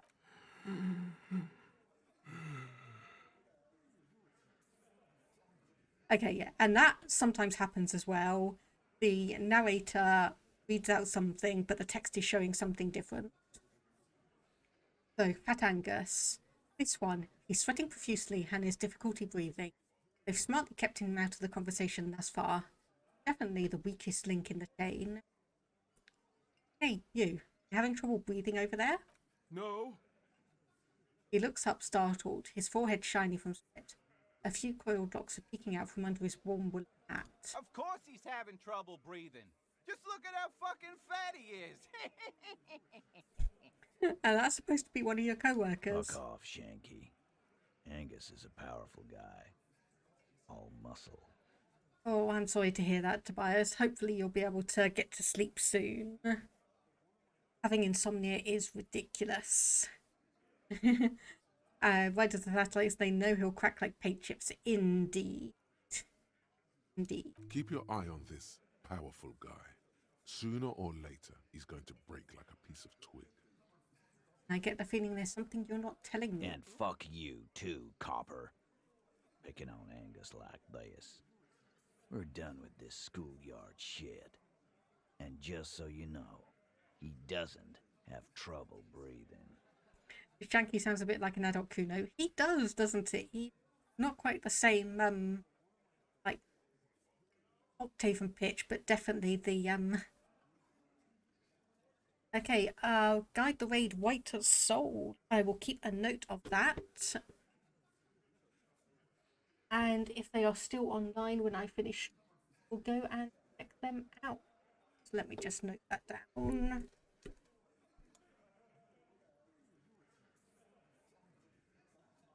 Thank you for the suggestion anyway. Who is Kuno, by the way? We might be able to go and see Kuno in a moment. Basically, he's a young kid, 12 years old, has an abusive alcoholic father, and you first meet Kuno when he's throwing stones at the dead body while it's still hanging in the tree. Yeah, he swears a lot. He basically swears at you, calls you pigs, and just acts like he is the baddest badass in the town. His all-muscle comment wasn't sarcastic. He's genuinely trying to look out for Angus. This one is a stone wall. You won't get more out of them about the night of the murder. Not yet. Okay. Someone needs a bar soap. I think more a nicer home environment, honestly. I'm not even going to attempt to try and say that in Kuno's accent, but yeah, you know what? We're pretty much going to be done here, so we can go and say hello to Kuno. Like what, Copper? Okay, so why did you kill him? Why? 'Cause he was worthless mercenary scum. And he stepped out alive in my town. So he was a mercenary. And he stepped out of line. What kind of mercenary was he? The kind that shows up when you start a strike. The experienced kind, too. Had Cohoy and Semenine written all over him. Ex-Oranese Special Forces. A live grenade. Right here in our bar. This one has a special gripe with him coming here. I can't prove it, but I know he was sent by the Wild Pines. They hire merc shit like that. Story of every strike from here to Samara. How do you know he was in Cause forces? one night he walked straight up to the mic and said, "I'm Oranese goddamn Special Forces, and I'm gonna fuck you all." Yeah, really. Had a gin and tonic up there, sang some Oranese paratrooper song, and said he's gonna fuck everyone. We couldn't believe it either, but he fucking did, right there. Like some kind of animal. This is a serious violation of the karaoke code. Okay, besides crimes against karaoke, what did he actually do? Wrong. He harassed women, raped one, harassed workers, threatened to kill some as a warning. There's slight unease in him suddenly. He regrets mentioning the rape. Interesting. So we previously knew it was sexual assault. The fact that it's now going to rape is an interesting matter, and we've still yet to actually find the woman he raped. To kill us all, if we don't open the gates, if we don't let the scabs in, if we don't bend over. That was before he started coming here. Yeah, between obviously the murder and all the swearing and all the adult things, this is why I put the for mature audiences warning on for this one. Yeah, he said it was his favorite joint now. Started coming here every night. Drinking, grabbing girls. Grab one of ours mid-karaoke, right there on the stage. Hang on, grabbing girls. Grabbed one of ours. Are you talking about Odd Soul? Yeah, this girl's on the mic. A beautiful girl, young. Gets into the second verse of Lover Lake. The fucker grabs her legs, starts screaming. "Show me your cunt! Why don't you show me your cunt?" Then, he gets knocked on the head with a wine bottle. Doesn't even fall down. Was this the same one who was raped? Aren't you fucking listening? My man is talking to you. He took care of it. They got the girl out before anything else could happen. You don't sound certain. Yeah, me and Eugene got her out. Aren't you fucking listening? But then, this is getting into some deep stuff. And yes, nom nom indeed for the dragon. No, you're not getting the name. That's a Martinez matter. I'm not discussing it with you clowns. There's nothing you can do for now. He's stonewalling you. So, do I bring up the fact that he's got a bullet in his head? The fact that it's not warning me about it indicates that I probably should. Huh? A sip of beer makes the surprise go down easier. How the fuck do I know? Anyone could have shot him. Target practice, maybe. Another sip. He's tight-lipped suddenly. This line of questioning is over. You got the cause of death already? Hanging. If there's any post-mortem trauma, it's your problem. This will not turn into a cross-examination. Okay, so that was something. Okay, so it was fine that I did that, but they are just going, it's like, what are you talking about? And yeah, step closer to Titus. Why don't I just arrest you here and now? Yeah, lawman. Why don't you? It's almost an anthropological sight, watching him try to assert dominance over you. Not in the arresting mood? His mean little eyes come alive with hatred. The little rat-faced man reaches into his sleeve. There's a knife in there. Some of the others reach for their belts. Oh, thank you very much for the host, Tobias. I really do appreciate it. Thank you. Guns are stocked between the belts. 3, maybe 4 firearms. Although Fat Angus might be just pulling up his pants. Not sure. No such luck. Even he has a gun. Ooh. From the back of the room, a little pop. You hear the brass button opening on Elaine's belt holster. This is where the first shot will come from.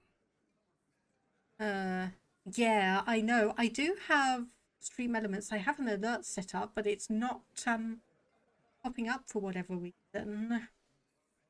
Okay, I'm gonna back off. Wise move. You made the right choice there.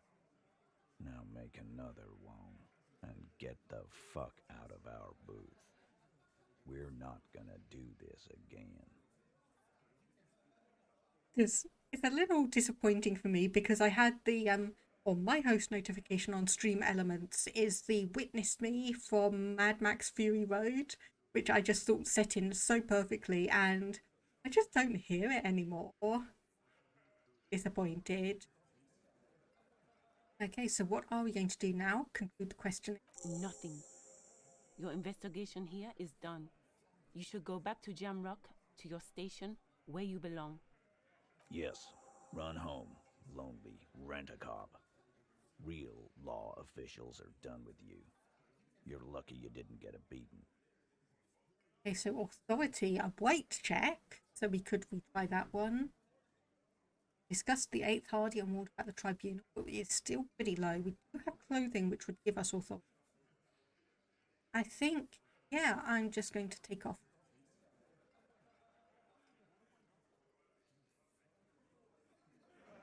Because we know enough. So confront him about the drug trade and the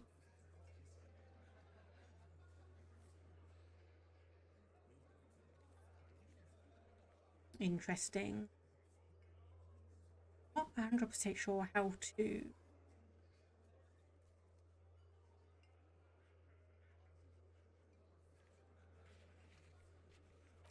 Okay, right. Yeah, no problem, Riders of Satellites. Thank you for popping by. Hope you have a good rest of your day. And yeah, Tobias, this is very, not necessarily unique, but it is definitely an interesting game. I've had a load of things about just trying to investigate as much as I can. So let me just actually go run down. So locate door 28 in the apartment building. We probably need to wait until that. Keep asking Joyce questions about reality. Secret passage. Keep searching for the corner. This may take some time. So as I was obviously told, oh, posture check. Yeah, I do that because I admit I have been I have been slouching a bit, so I will just make sure I'm in a good posture. Okay, so yeah, the fact that some of these say this might take some time is a little bit of forceful braking, kind of indicating to you that yes, this is going to take a while, so don't try and rush for this. So ask another about the tattoo's possible meanings. And ask Kuno if he knows anything about the victim's clothes. Well, we track down our badge. I have no. Locate a working firearm. Investigate apartment 10, and then talk to them about the drug trade and authority. So, do we have anything that gives us plus or B? Minus.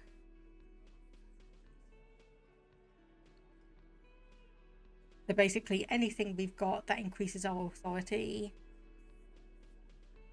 we are already... Okay, we have nothing that increases our authority, at least for the moment. So let's go and see if Kuno has anything to say about the clothes.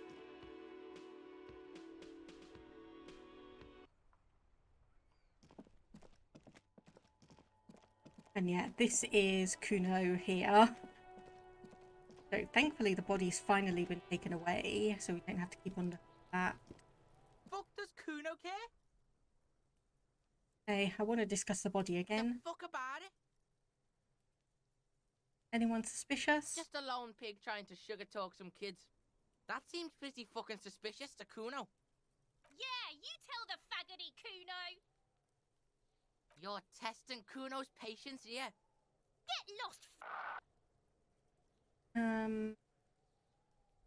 More questions Yeah. about the crime scene. The There we kingdom of go. Kuno. The fuck do you want with it?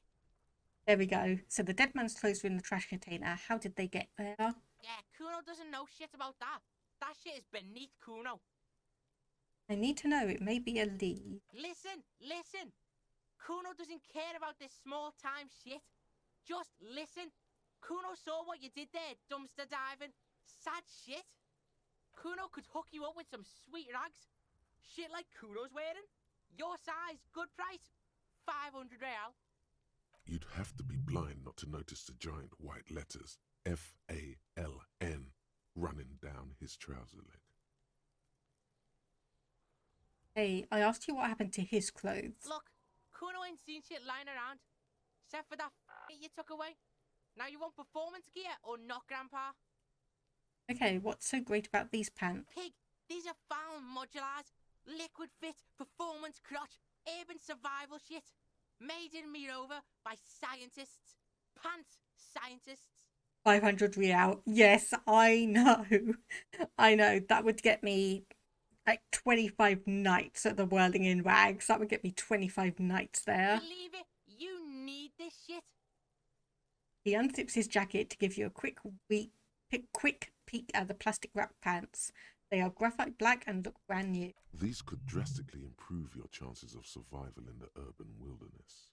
Don't believe him. Coach Physical Instrument endorses these pants.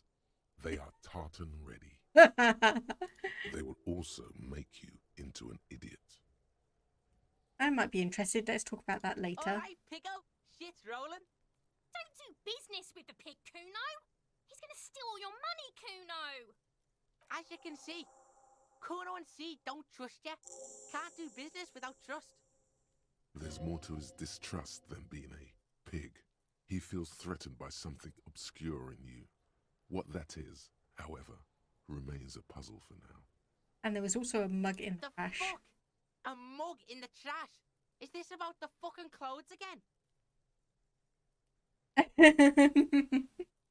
Okay, so we have an option to basically call it straight out as a racist mug, an adequate depiction, a quaint, better not taken out of its historical context mug, or talking about it makes me uncomfortable. Yeah, Kuno sees where this is going. Kuno's got that fast brain. You saying you pigs are after the mug fucker, 'cause he's the clothes fucker? I can't hear you, Kuno. Speak louder, Kuno. But yes, that's exactly what I'm saying. Someone's tampered with the crime scene. Shit, that's tense. Someone's going to the beat-down basement, huh?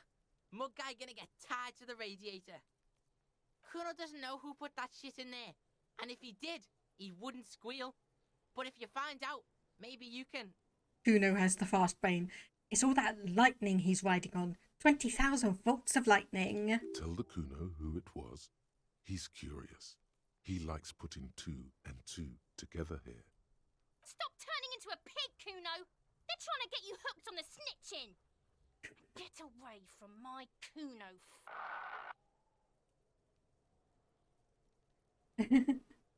No worry. Yeah, obviously there are some filters that will catch words like that, but I accept them, especially seeing as it's a bit difficult to play Crusader Kings 3 without without using words like bastard, seeing as how often they pop up in that game. Yeah, get your bacon shit away. Kuno doesn't like to be seen with the popo. Get your shit done and out of Kuno's face.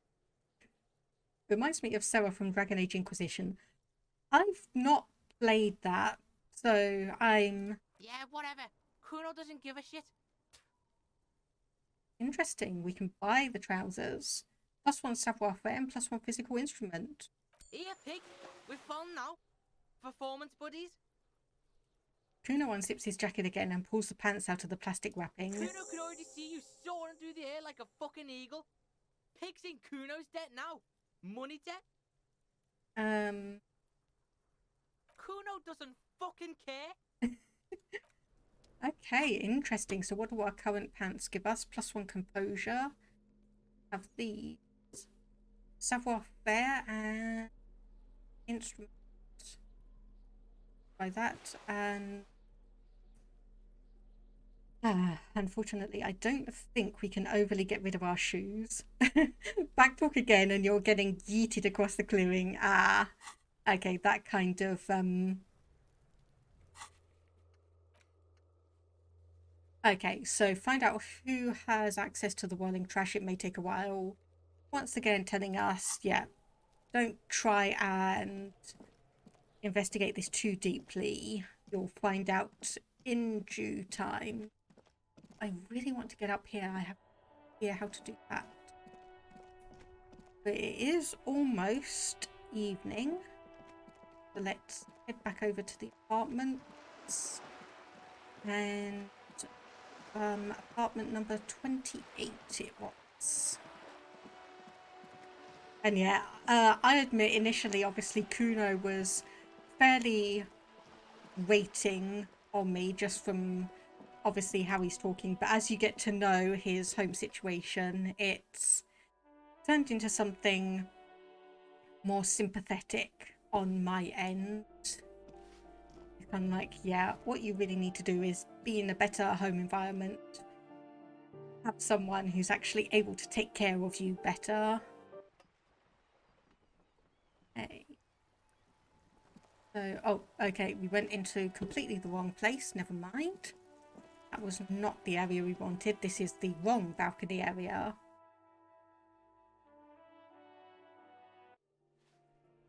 We want, instead,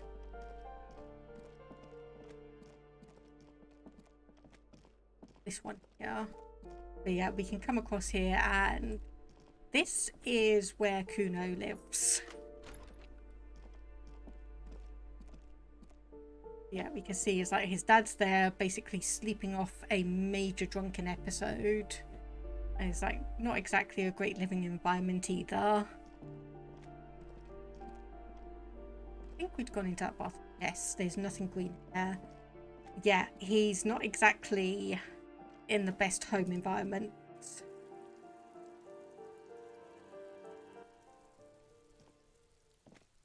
So, aha, there it is then. This must be apartment 28. This door is made of metal and appears to be reinforced. Someone here really values their security. Number 28. This is where the cleaning lady said the smoker on the balcony lives. I changed my mind. Yeet the dad across the clearing. Yes. So, one of the tasks that Kuno gives you is to grab some amphetamines from the apartment, and he says he's going to split it with ya. But then he also says he's like, yeah, but effectively, yeah, if you meet my dad, give him a good beating. So we couldn't do that. We just had to leave him in a drunken stupor. So, okay, I need to go and get myself a drink and probably just something quickly eat. So, I'm going to set myself to be right back, and I'll just run a couple of adverts while I'm away, and I will be back in pretty much just a couple of minutes.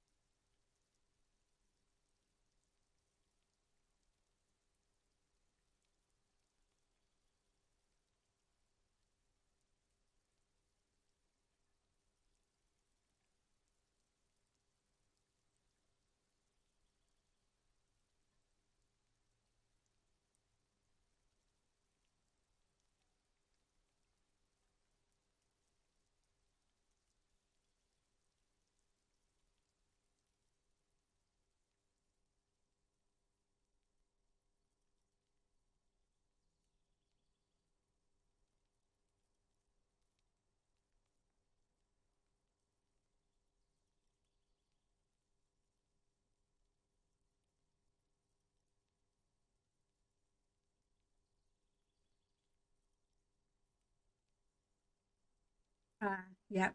So the little sticky note I found was just one that someone offered, so I can eat.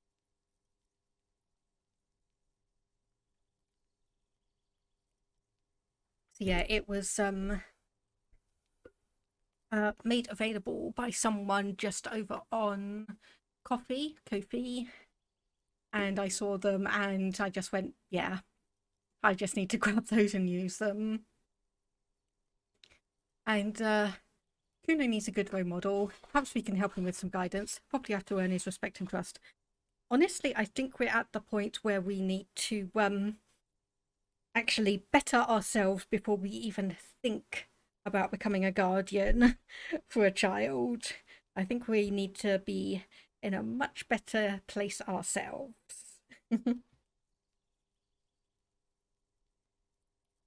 Okay. I'll try not to make too many eating noises, but okay, we'll knock and see if the person is here. No one answers. Looks like he isn't home. You should come back later, after 2100. Okay, thank you. So the game is giving us a time for when we should return.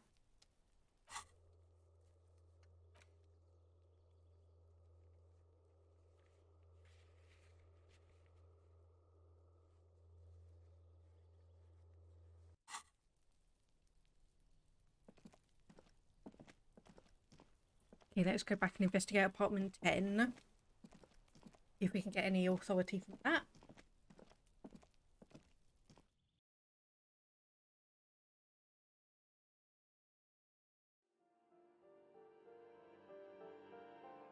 And then probably go down and talk to the antiques seller. So apartment 10. You hear someone walking around inside, rearranging the furniture. The number on the panel says 10. Excuse me? Of course not. You have plenty of reason to enter. Yeah, I don't need a warrant if I suspect there's been a break-in. Oh, come on. There's a pause before you hear the door being unlocked. Okay, there we go. That was nice and easy.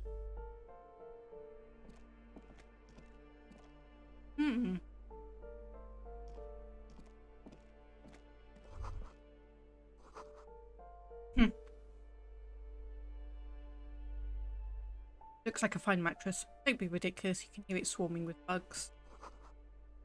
Just a pack of medicine. No, we won't take it, at least not yet. Satisfied? My name is Marielle Charpentier, and I'm an agent with Martinez Realty Associates. I am not breaking in, as I have every right to be here. The keys, see? Boy, there are a lot of different keys there. More than 20 at least. Her voice is really cheerful, despite her obviously hating you. Do you want to see my ID as well? You can't legally ask for it, but why not? Want to see my residence permit too?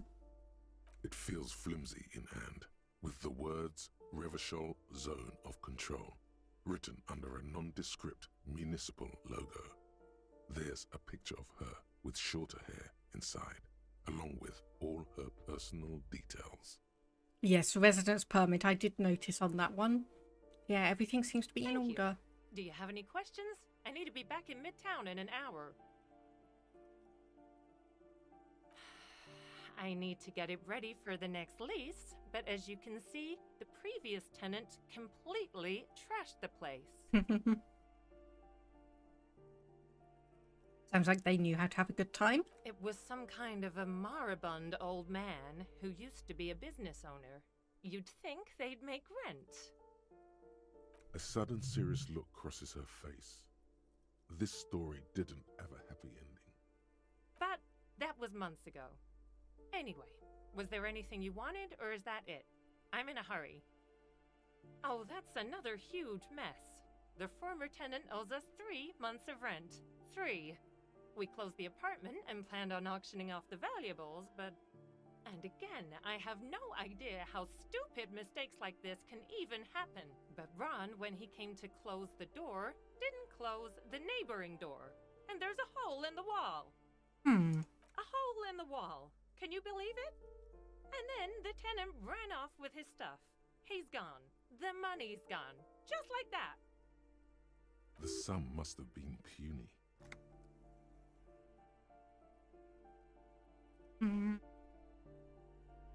It can't have been much. These apartments don't have, or look pretty shabby. These apartments are perfectly fine. They have gorgeous architecture, a million real view of the bay, good ventilation, neighbors, life, spark, and they are affordable. I'll tell you, Martinez has a future. In a few years, it's going to blossom with artists and creatives and those radio computer wizards. Not 100% sure I believe that, but let's carry on. What happened with the wall? Don't ask me what happened with the wall. I have no idea how we're going to find the time or resources to fix it. Both apartments are now unrentable. Both. Of course.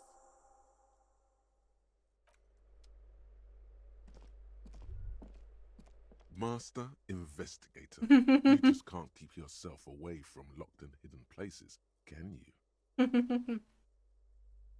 It's my duty to investigate. Attaboy, the world's secrets were made for you.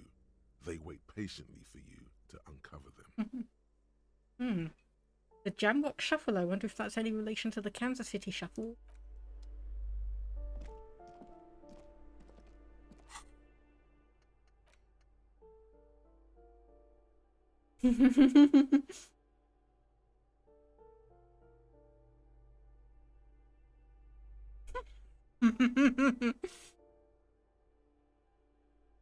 Okay, this is basically just calling me out at this point. That is just basically calling me out on that at this point. Yeah, investigate apartment 10, report back to the cleaning lady.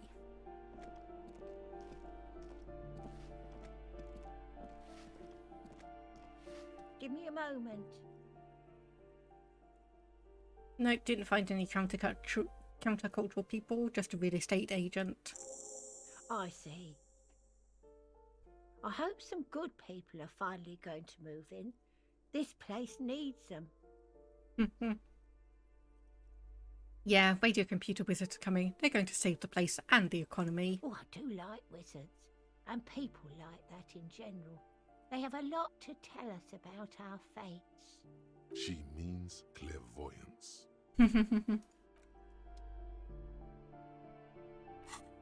So I think that is officially... Yep, that is officially complete.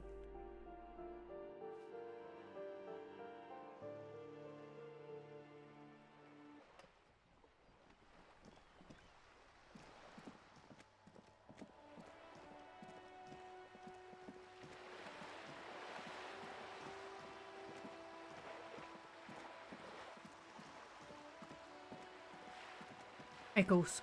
One thing also that I love was that Uno said that these trousers were going to be 500 real. But when we said about buying them, and we said like we were going to give him 15, there was absolutely zero thoughts on considering like, are you trying to rip me off? So it doesn't seem like Kuno's too good with numbers and details like that.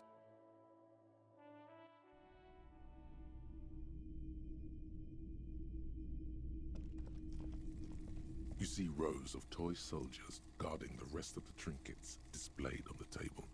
Some on horseback, others in rags, others yet in bright blue uniforms. All are stern and unyielding in their duty. And yet try to dig up a really cool figurine. Everything you pick out seems faded, chipped and sad somehow. Most of them are just broken toys. Shame. Anti-Kuno slander. I mean, he doesn't quite know what or how much a kilo is, and 500 versus 15 real. Quite a noticeable difference. The boomboxes wait on the shelves, and your boombox, that gold and amber Harmon Waushi, stares at you longingly with its tape reel eyes.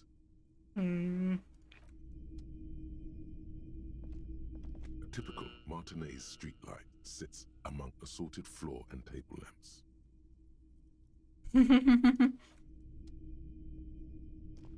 Hello, hello. Let me know if I can help you with anything. Sure thing. My apologies, officer, but I have no idea where she was coming from or where she went. A needle in a haystack. There is nothing you can do about it right now. You'll just have to hope Everard wasn't lying and the Union can track her down in time.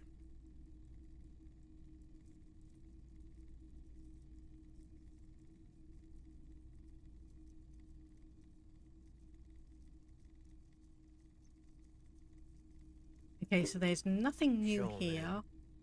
Unless we can do interfacing.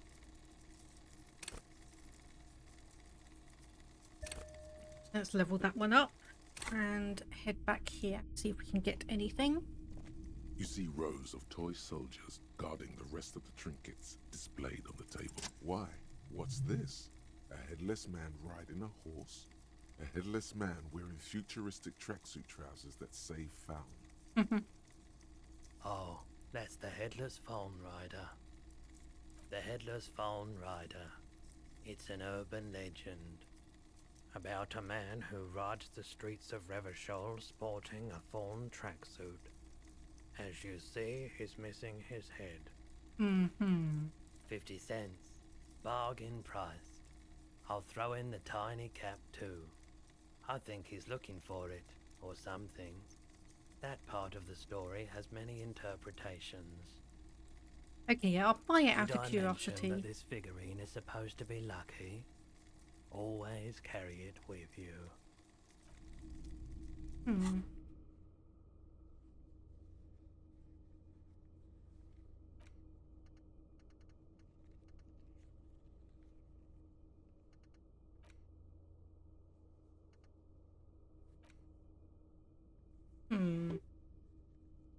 Okay, yeah. So that is definitely going to be interesting.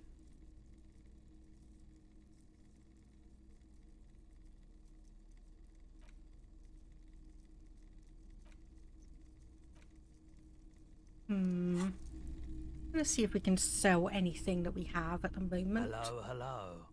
Sure, let me have a look. I'm not purchasing any more clothing. Anything else you're thinking of selling?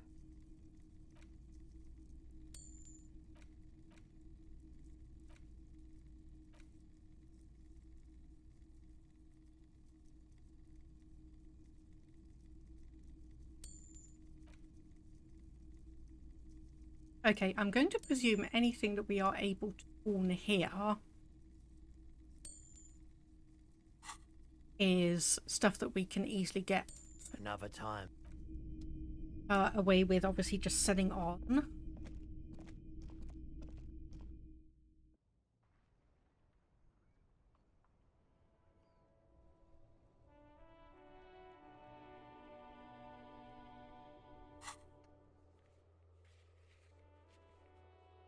Yeah, I'm getting a little bit lost on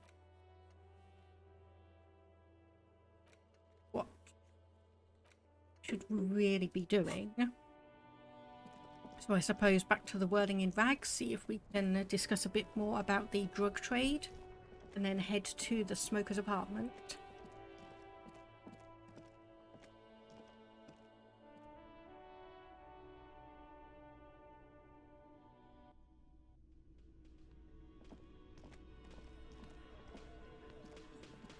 Looks like the circus left town, but the clowns are still here.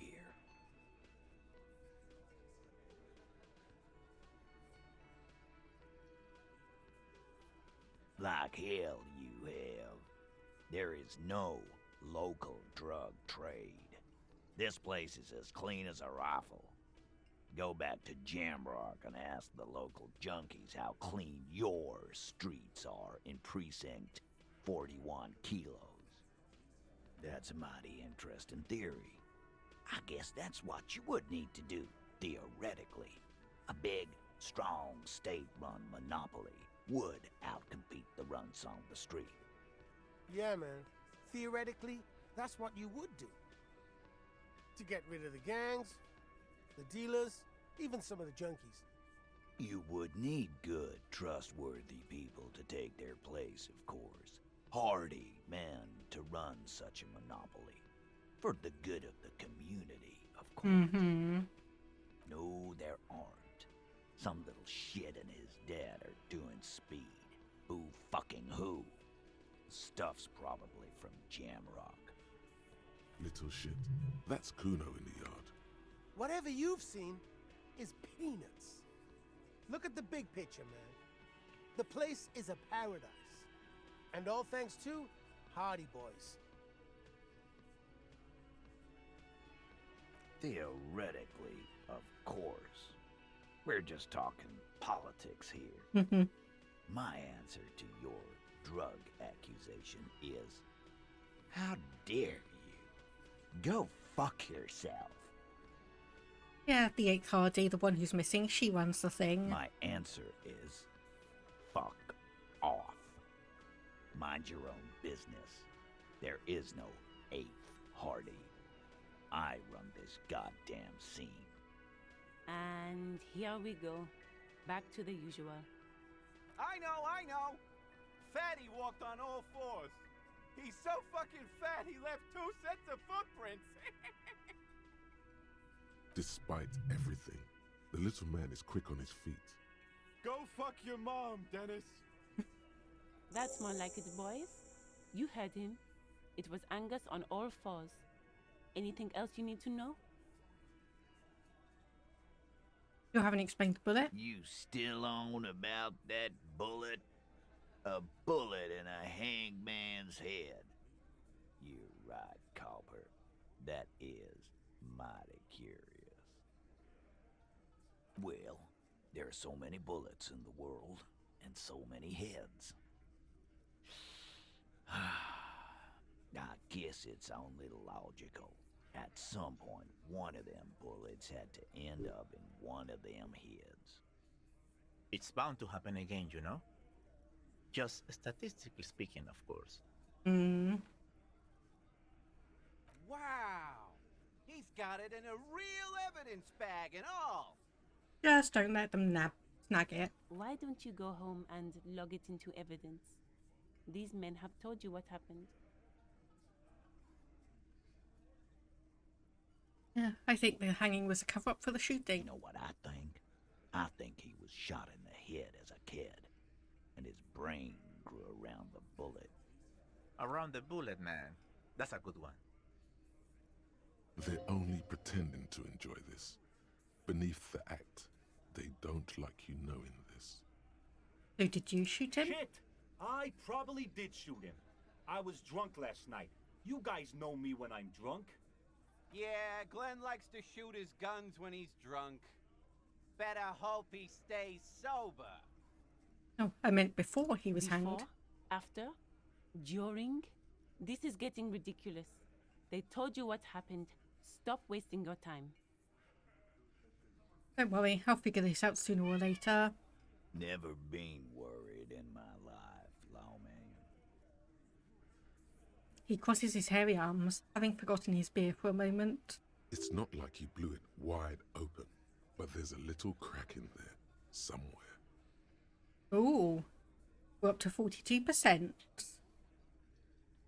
Hey, I want to talk about the hanging again. Just get the dead guy's autograph, since you're his biggest fan. Good one, Titus. About fucking time.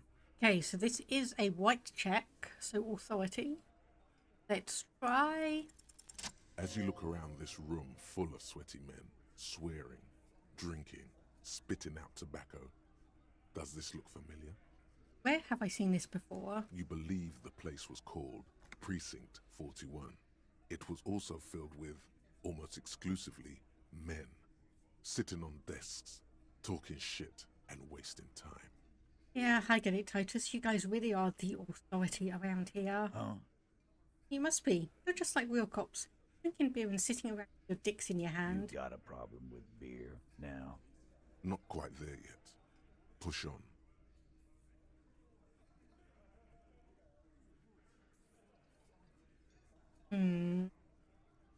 Oh, I'm also a big fan of beer and jerking off instead of helping people. You saying we don't help people?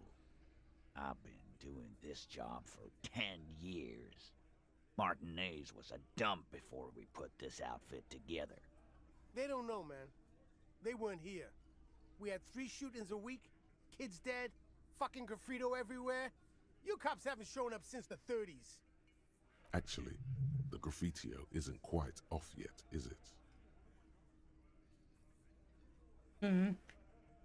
Congratulations. All I see is you sitting around talking about Monica's titties while there's a rape victim. So what? What do you want from me? We took care of that fuck. Don't let him drink that. One more push. Quick. I've asked this before. Why are you hiding the victim? Titus is hiding nothing. Titus? You want to talk to her? Fine, talk to her.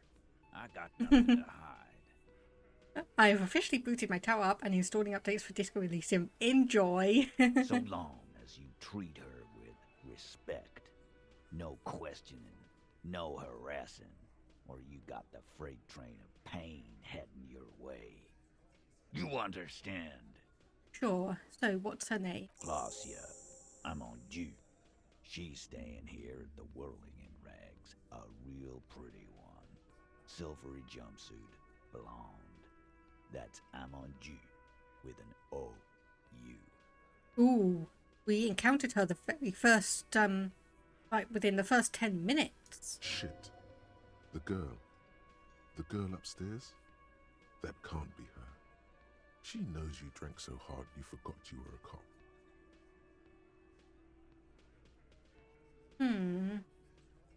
Sure, why not? You've probably seen her around. Oh dear, oh dear, oh dear. We're going to fail this. You inexplicably add cool after the victim's name, with your eyes bulging like some wild beast. Your fingers are fidgeting and sweat starts forming on your brow as Titus looks at you oddly. I don't understand what's so cool here. So what was her relationship with the mercenary? Relationship? There was no fucking relationship. He raped her. That's their relationship. Was like that karaoke incident all over again. Or like some of the other girls he was harassing. Okay, enough. All of this is irrelevant to your stated investigation. So what was your relationship with her? I know her. He looks around and an uncommon silence fills the room. Oh, okay, cool, cool. How well, though? Well enough, Copper. We partied. She's been here for a few months. He tries to make it sound real casual, but the muscles on his neck tighten. So she's not local then? You mean Revachol? Nah. Our Miss Aranye disco dancer is an immigrant or a drifter of some sort. Been staying over here over the winter. Don't you give her any more trouble. She's just had some bad luck, that's all. Shut up, Angie. She doesn't need your help. Titus gives them both a look. They fall silent. What's with all the silences? It's like these guys don't know how to feel about this. You should keep picking at it. So when was the rape? He did it before we killed him. He's not gonna do it again. So what does it matter? It helps us establish a timeline. All right. 2 weeks, maybe? I don't know. I need another beer. Here you go, boss. Interesting. So, if we base that on the fact that the body was there for, then that means it was 2 weeks prior, before they decided to kill him. And you said you partied. What do you think I meant?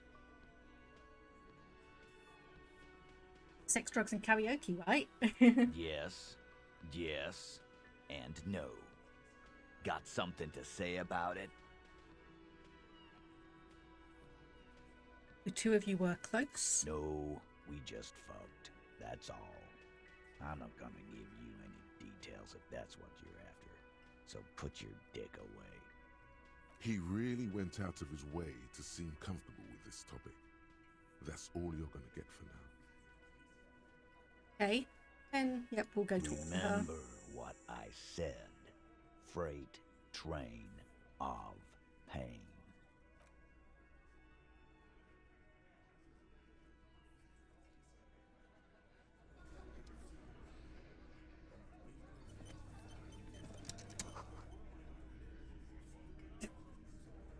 No, I can't quite. You see Behind Hawthorne. the dock workers, a ceiling height window. The hawthorn branches scrape the glass like bony fingers. 58% chance it's a white check. Perception. Seeing as we already have some things in that, let's go. 72%. There's There's a yellow ribbon tied to one of the branches. Light yellow, faded with time. A tiny splash of color in the blackness of the thicket. Hanging from it, a bronze key. Someone hid the key in the bush and attached a yellow ribbon to make it easier to find. It's close enough to the latch up there. One can slide it open and just take it. Surely not a coincidence. So the key for the truck or the key for the back room? Huh? Can you let me slide by so I can grab it? I don't know about that. I'm comfortable here. Don't think any sliding would really help right now. Sorry, fucko. Looks like you're gonna have to go bush diving. Good fucking luck with that. The hawthorn's got a bitch of a bite. I'm gonna enjoy the sight of you in the bushes out there. With a loud thud, the old man stands up, pushes the window open, grabs the key from the hawthorn branch and slides it across the table to you. Oh, thank you. Wow, thank you. The key is brass. Workshop spare is etched into its bow. The old man closes the window and sits back down in silence. Come on, man. We were just having some fun. Where's the harm in... I'm tired of listening to your shit. Yeah, thank you. Don't thank me. I don't give two shits about your key. Well, you were still willing to grab it and hand it over to me, so... And yeah, good call. It does seem to be like that, yes. Anyone know why the key was there? Didn't even know it was there. Boys. No idea. Never even seen it. Someone must have hidden it there before this room became our place. Then that means it must have been there for quite a while then. That's an older building. Who knows? The shrug is disingenuous. He's intrigued, if only for a moment. Okay. So knock on door C. Thing.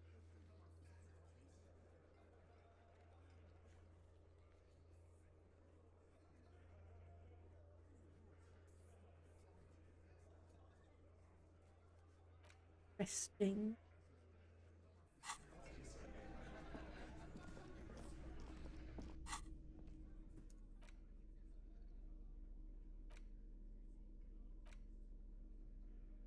We just have those items.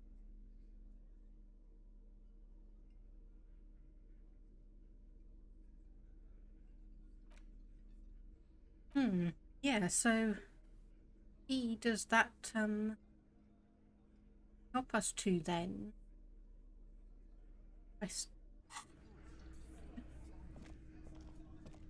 Oh, I get a tiny bit of money there. I need to go and grab that tiny little bit of money. 50 cents. That basically pays for the little statue we got. Let's head up and knock on apartment door number 3.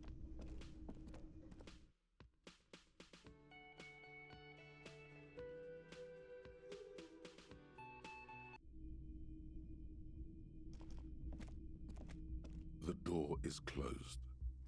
Who is it? A woman's voice answers, muffled by the door. Somewhere, not far from here, the lieutenant is preparing her file. Clausia Amandu, he writes. You realize the detective should be here for what comes next. It could prove dangerous to go in alone. Okay, fine. We won't investigate that.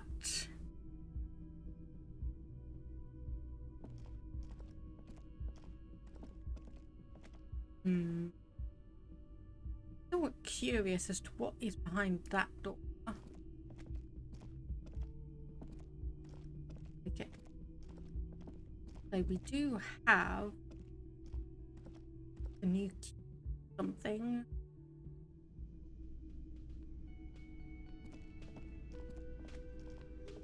See where that all takes us then.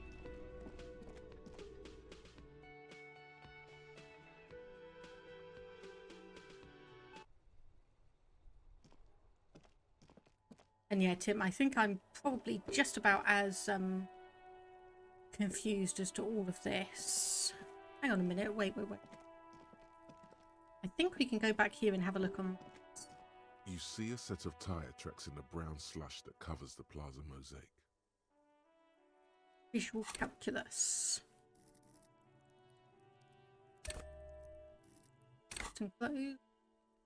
Reconstruct movement, 83%. Cop habit. You look at everything. This isn't case related, you think. Still. The tire tracks were left here by an unknown event that took place some days ago. It's a message, written in the language of burnt rubber. Some of that rubber stuck to the tiles right in front of the whirling in rags. This is point A. The driver started there, and then accelerated straight into the fence, left a hole big enough for the Franco-Nigerian cavalry, according to the cafeteria manager. The driver proceeded to back out of the yard, barely stopping before hitting the adjacent building. Before heading south. Must have been in a hurry. Yeah, this is significant somehow. Maybe. Probably. An ominous warning of bad things ahead. Well, we've got that now.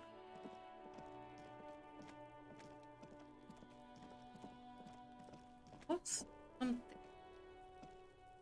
Oh. Round. Maybe that's there. Could be around here. Yeah, this is one of these things where it's like I've got pieces of information, but not enough to put together the entirety of the process. Whoa. What have we here? A bridge that we've passed like 15 times. A bridge with loose nails and rot-infested wood that creaks in the wind. A construction code violation if there ever was one. Guess so. Just be careful out there. One false step could cost you dearly. That is...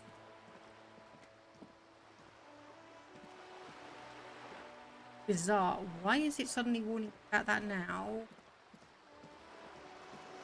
Seriously, why is that suddenly warning me about that? I mean...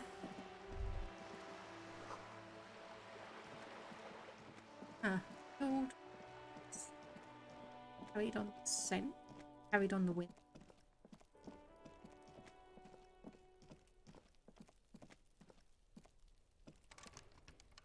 Still can't do anything there, so it's not anything to do with that.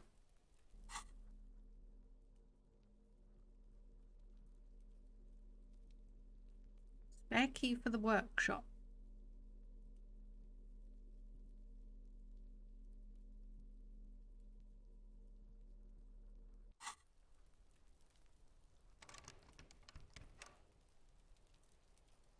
Yeah, I have actually no.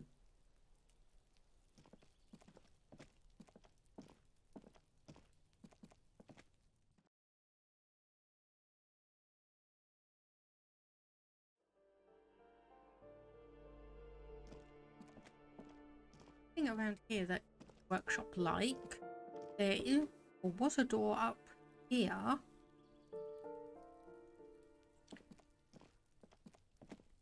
Still in white. Still indicates that we can't do anything about that.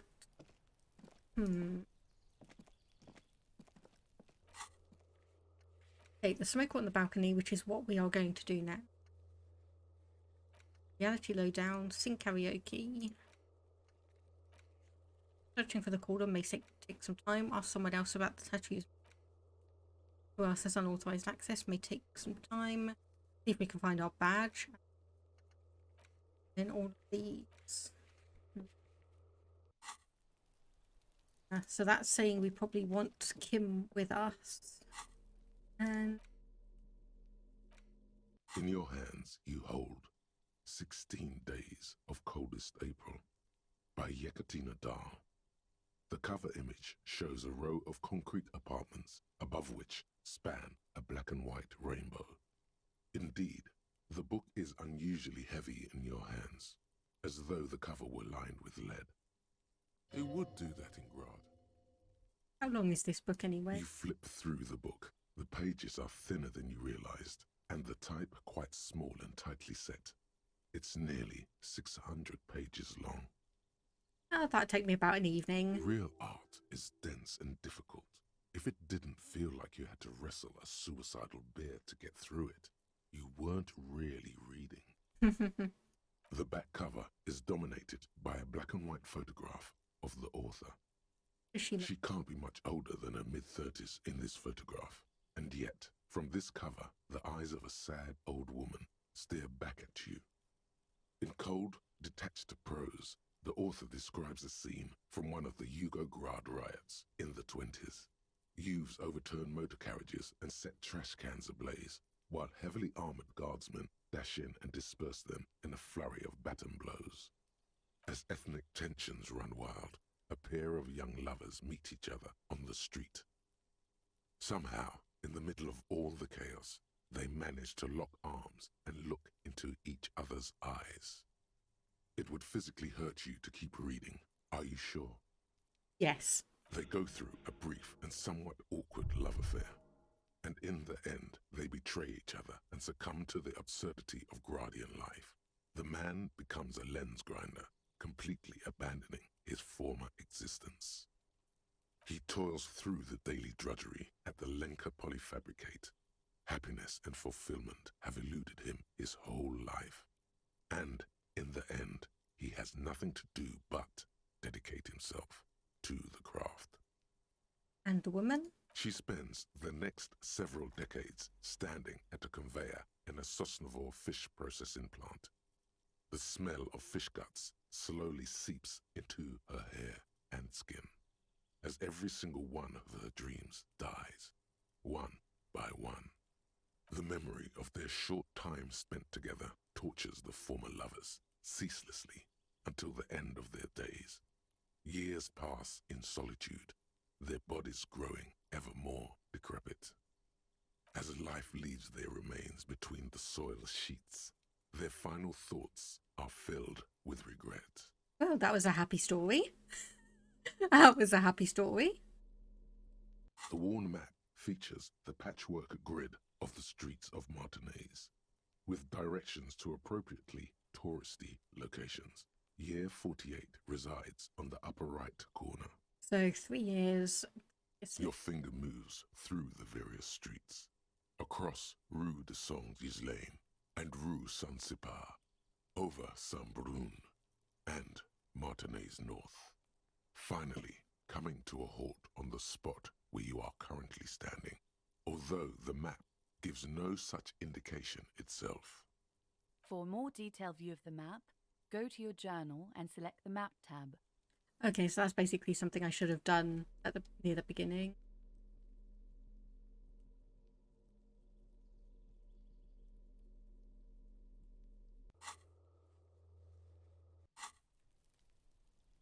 Yeah. Obviously, there's things I need to do, and I know I need to do them.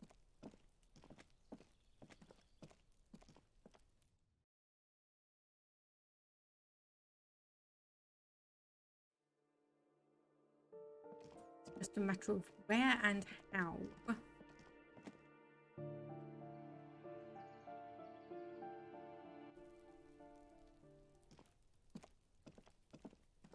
Warehouse key could be the back room in the just an ordinary wall. Nothing to see here. Oh, white check. Maybe try it. Have any points? Yes, we do. So we could put some points into conceptualization again. Let's try it. You have no clue. It's just a wall. So many walls all over Martinez, weather-worn, cracked, their paint peeling.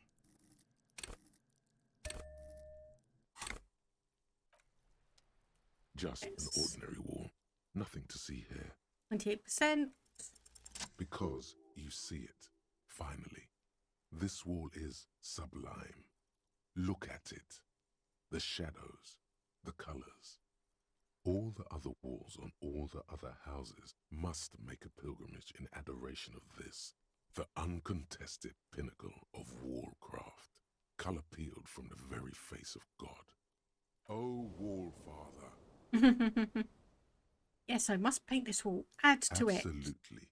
Now you just need the materials. Cindy the Skull has a paintbrush and paint. Talk to her. Yes, great thinking. Go talk to her. The wall will be waiting. Oh, this is going to be fun. This is going to actually be genuinely fun. Hello again, officers. Have you come to admire my mural? I need some paint and your brush too. What for? For art. Well, if it's for art, but what kind of art are we talking about? Grand art, art deluxe, the artsiest, the most groundbreaking. Let me stop you right there, Piggy. You have no idea, do you? No idea. No brush? Fuck off. No, you'll see. You'll all see and tremble. Yeah, not gonna hold my breath, Piggy. You look like you'd suck. Everything really. They do say the painter always paints his own portrait. No, it's great. That's pretty fucked up. Even for you, Piggo. Okay, I won't do that. Just give me paint and a brush. You're a real sad sack. You know that? Go ahead then. Art it up. Just try not to hurt yourself. And no self-portraits. Oh, but I'm all out of fuel oil. You know what you should be able to find in your government-issued vehicle? Red dyed heavy fuel oil. Can't I just use regular paint? Are you kidding me? Fuel oil is so much cooler. No way you're disfiguring that beautiful wall with something as pedestrian as ordinary paint. Oh dear. Oh dear, that's not going to be fun. Oh dear. Kim is not going to like that.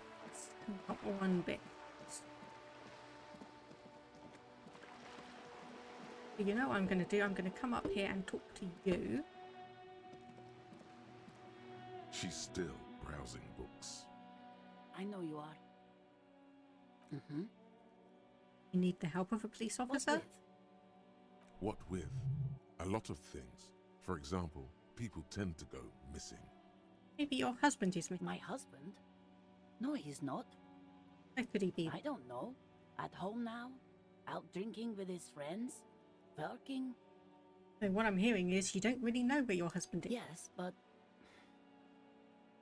I don't really need to know where my husband is. Not all the time. Oh, wouldn't you like to know? No.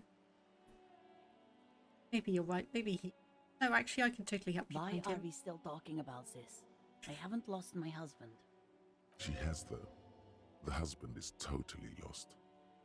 You should tell her that it's okay. What? It's all right to not know where your husband is. Who said anything about shame? Stop talking down to me. My husband is not missing. But he is. You can feel it. Or maybe it's something else then. Yeah, we're just going to annoy the heck out of her. No, absolutely not. Are you a policeman or a nanny? I police whatever I want. Where are they? They are not missing, sir. You know where they are. They're at home, smoking, giving the ladder of vices a chance. No, they're at a disco, getting down. Stupid disco dancing teenagers. Yeah, they're at home smoking. What? That's just... My daughters are perfectly fine. They're with their friends down in Shamrock. There's nothing to worry about. They're almost grown up now anyway. They're past the age they need me protecting them from everything now. No, how old are they? My youngest girl, Jolie, is just shy of 16. Jenny, she is turning 18 next month. But we shouldn't even be talking about them. Why do you need to know this? Haven't I repeatedly told you that they're not missing? That they're in Shamrock, safe and well, at some stupid party. It's for the investigation. I'm trying to be professional. There is no investigation here. I can tell you that. I don't mean to disrespect, sir, but you are being a bit of a cockatoo here. I was asking about your cockatoo. Is it missing? I don't even have a cockatoo. And guess what? What? Even if I had, it wouldn't be missing. Okay, not missing. Just wanted to Great. make sure. Just one more question. What did you mean by me being a cockatoo? Nothing. Go read up on them if you're so interested. There's a great book in the bookstore. Maybe you should. What if the cockatoo is your astral captain? Or your heraldic bird? Yeah, get the task. Wonderful. The store is open. Her browse book. Her hands move over the book covers. The tips of her fingers look rough, stained with yellow. It seems like she has spent a lot of time at work, smoking. Her hands move over the book covers. Okay, so The that's tips just of going her to repeat fingers it. look rough. The woman before you nods and returns to her reading. Okay, so let's go in and see if we can find a book on cockatoos then.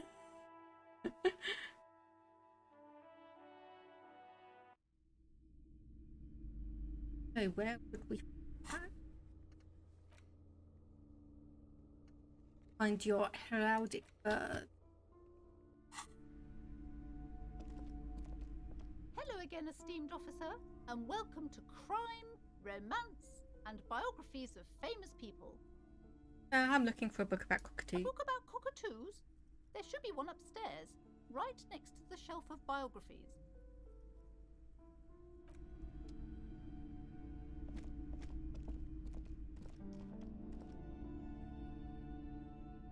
Okay, so let's just have a look. Shelves filled to the brim with crime novels. Oh, hang on, there's one specific book highlighted here. A sulfur-crested cockatoo sits on the cover, its beak slightly open.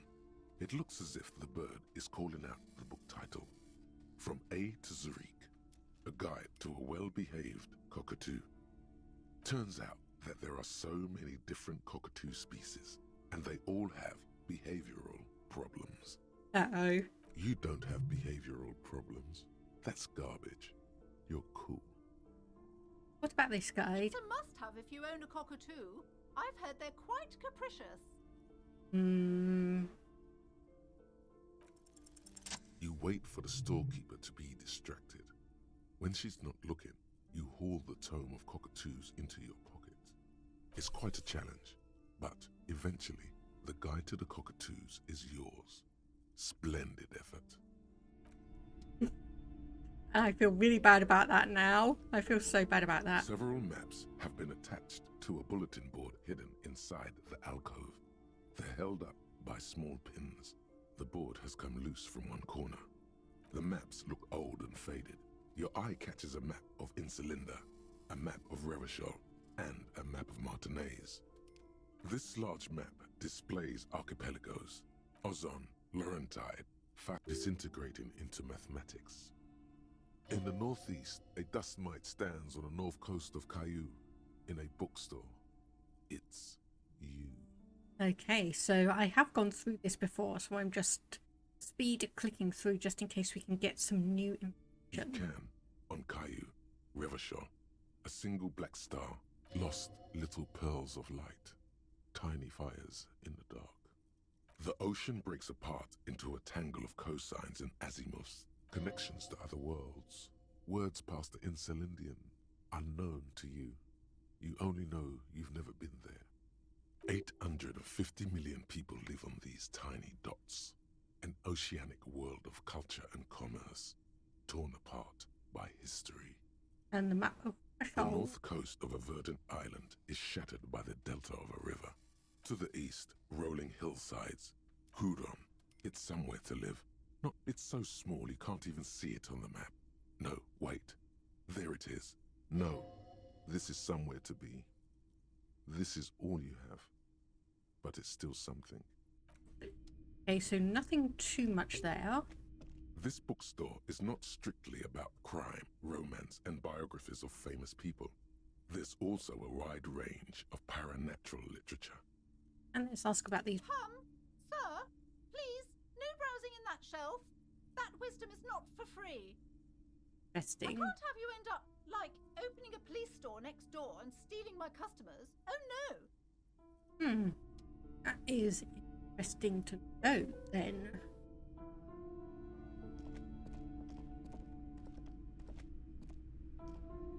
There were something down here. Has she gone into this place yet? You see a set of tattered curtains blocking the way to another room. A strange cage-like trinket dangles from the curtains. Excuse me, officer. The back room is strictly for employees only. Oh, what's behind the curtain? Nothing. Now please go back to browsing the books. Don't you feel compelled to look at the books? The books are all you care about.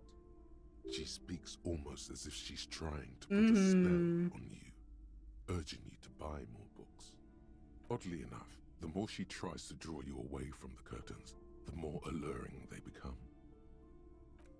You see some kind of charm, an irregular polyhedron assembled from bones, sticks, and straw. Inside, a disturbing fish head with empty eye sockets stares at you. Aside from poking at it suspiciously, there is nothing else to do with the fish head charm at this time. The curtains remain shut before you. Just as you're about to pull apart the curtains, the petrified voice of the shop owner cries out once more. I knew we wouldn't be able to do that. Sir, don't touch that. I told you it's off limits for the customers. Her hand was closed around her pendant, the fingers nervously playing with the talisman. Parapsychologically speaking, we're done if you decide to open them. I won't be held responsible for the consequences. It's too dangerous. She looks away, mumbling.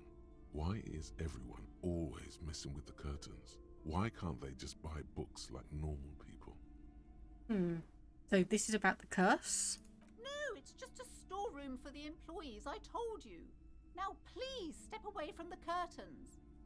Well, this is different. I'm a police officer. Why? It's not like anyone was killed there. Oh dear. She stops abruptly as her hand flies over her mouth, baffled by her own bluntness. I'm sorry, I don't mean to be so impolite. Just please don't go there. I can't allow that. You'll only make things worse and unleash the powers. The curtains do seem frail suddenly, not robust enough to contain a slippery darkness. But this place is calling for me. You do? My God, even more reasons not to mess with the curtains. Just step away, dear sir. Right, this is... I'll open them. No! Please just talk to me, officer. Come here and let's talk this through before you decide to do anything extreme. There is something mysterious about the curtains. Be careful. The curtains, tattered with age and covered in dust, hang before you, as if taunting you. Okay, I'll ignore them for now and come over to talk. Hello again, esteemed officer, and welcome to Crime, Romance, and Biographies of Famous People. Oh, the girl outside mentioned the place is cursed. Cursed? Who said that? Annette? I will have a word with her. This place is not cursed. It has a robustly magnetic energy. Good for commercial activity. My business is thriving, sir. Why were you so upset about the curtain? I already told you, it's just a storage room for employees. I don't understand why it's so important to you. And if it's just a storeroom for employees, why are you being so anxious about it? If it's just a regular storeroom, then there should be no problem in opening the curtains and letting me have a look. Just let it go, officer. Go buy some goddamn books. You're supposed to be drawn to the books. She's so tense, it's a miracle she hasn't snapped in half yet. It's just a storage room. Why are you so I'm tense? not tense. I'm just... She wavers under your gaze, mouth pressed into a tight-lipped frown. Then something breaks. Okay, fine. It's because this place is cursed. Just like Annette said, they don't call it the doomed commercial area for nothing. Are you happy now, officer? Happy that you've ruined everything? She closes her eyes and starts mumbling something to her pendant. Host of hosts, she prays. Guard me and my honest business venture from the curse that lurks behind the curtains. So how does the curse manifest itself? The curse is so much worse than you could imagine. It's a disease, eating at the very foundation. A shiver runs through the woman. She looks around the dimly lit store. It's the curse of financial distress, of ruin and bankruptcy. She peers at the curtains again. Didn't that curtain just move? So Annette mentioned the previous tenants had experienced some financial trouble. It's not just that, officer. We're dealing with something supernatural here. It's the cacodemons feeding off bad business practices and disappointing income statements. There's something wrong with this building, I can tell you. Ever since I arrived, I've sensed an eerie, lingering presence, as if I was unwanted here. Sounds familiar. Strange, I feel unwanted too. What does it mean? Truly so? Perhaps the dark energies are leeching off you. You shouldn't stay in the store too long. It may be dangerous. And yeah, why didn't you just tell me right away it was the curse? It's not good to talk about the curse, not in detail. The negativism, it's dangerous. Talking about the void wraiths angers them. Wow. Void raves. You have new words. Yeah, have you sought help from anyone? Yes, I've contacted numerous parapsychologists and even a pair of Simonese mediators. They provided me with the wards. He nods at the strange cage-like trinket on the curtains. The wards help to keep the doom at bay and protect us against the darkness that lies further in the building. Even though now I fear it's not enough. And is your pendant part of the wall as well? Oh, this?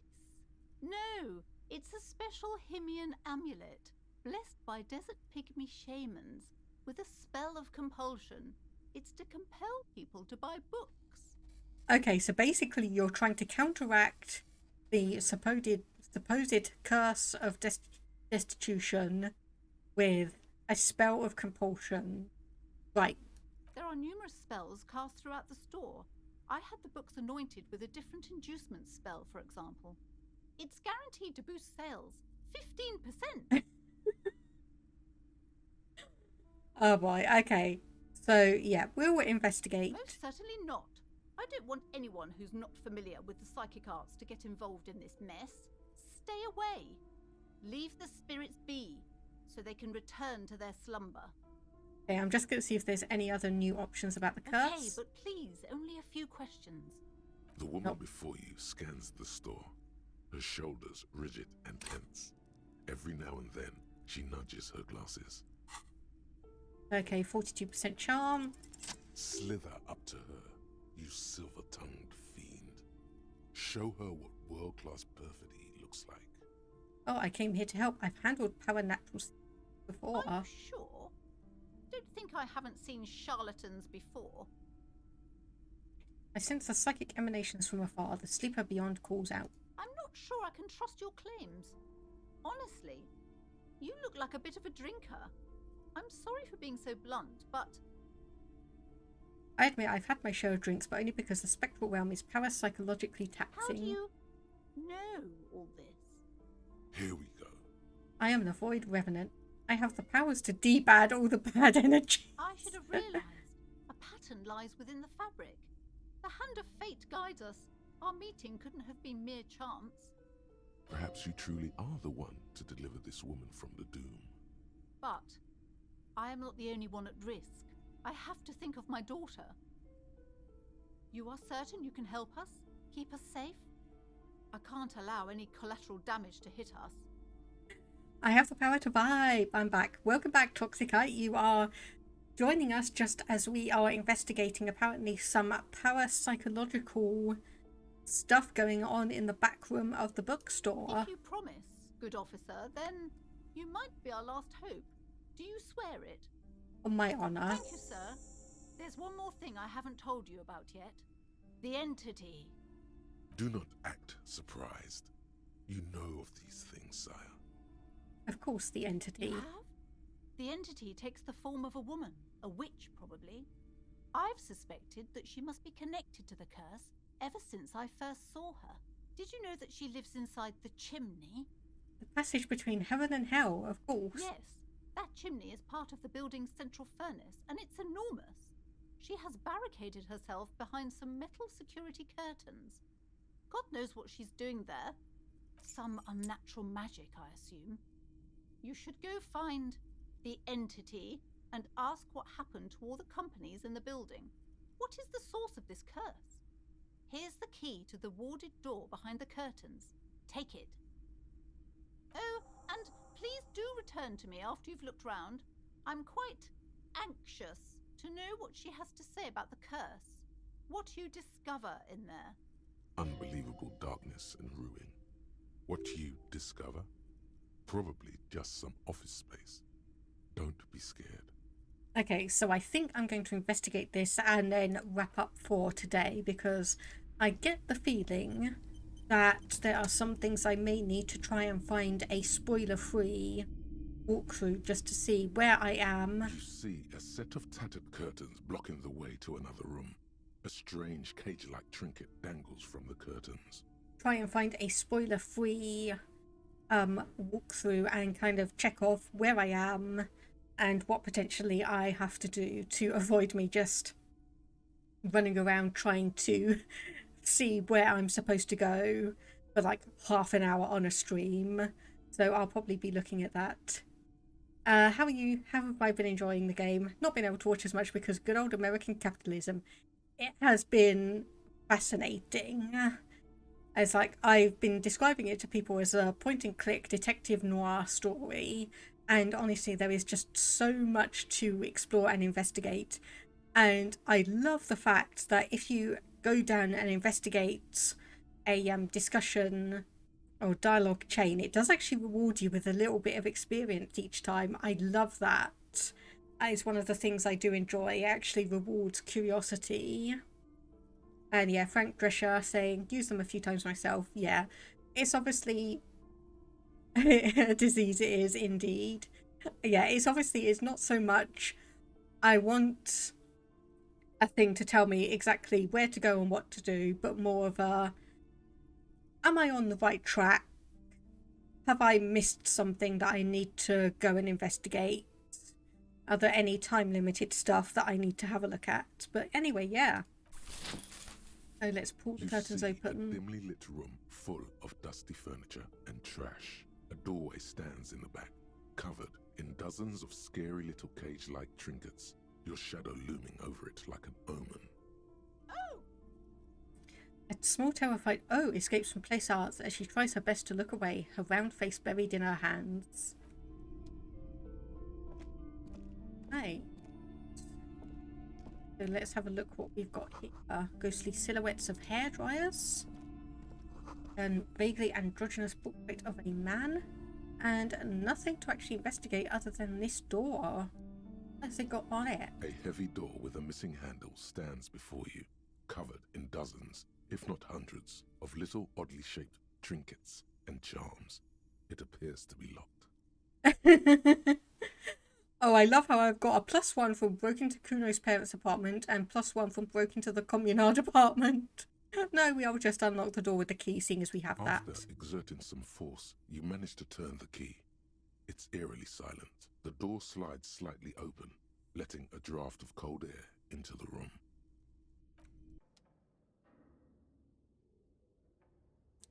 Okay, why have I suddenly got the feeling that this is a bad idea and I'm going to die? Gym equipment.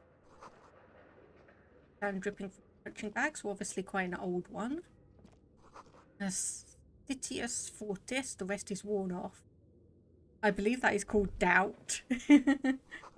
Worn out war bars, they look unsafe and almost like leather and sweat. Shot football. Resting and wait. A barbell lies on the floor. The color has worn off its weight plates. It's 60 kilograms. Your triceps hum at the sight of these weights. Show the world what kind of beast it's dealing with. Lift them. I doubt we could lift 10 kilos without trouble. There are no collars on the barbell. This is a safety hazard. Yes, thank you. Why does it feel so familiar?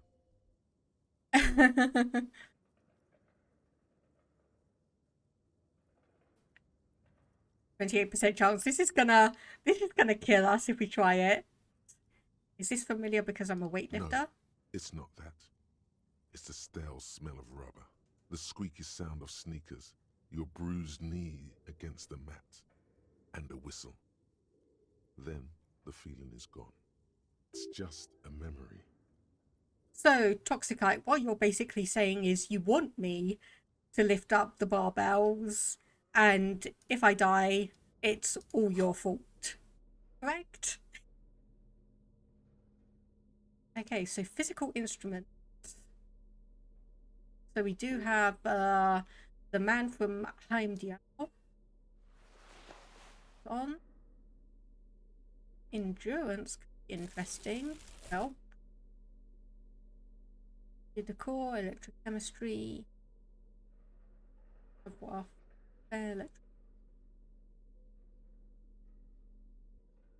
and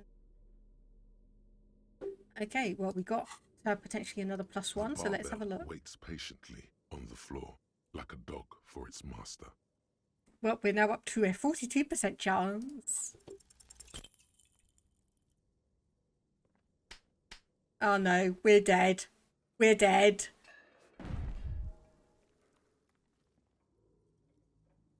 You manage to hoist it off the ground, but the barbell feels wobbly and dangerous. Your hands slick with sweat. Turns out you're no beast, just an old man with bad form. See? See? This place is cursed. It's not cursed. And that I'm not feeling well. Oh, I'm sorry to hear that. I hope you're able to get well soon. Being ill is not, well, obviously being ill is not good at all. Hallway blocked by old window panes.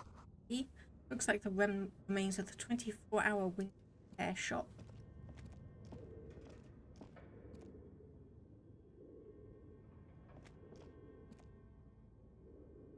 Can we... Anyway, is this it?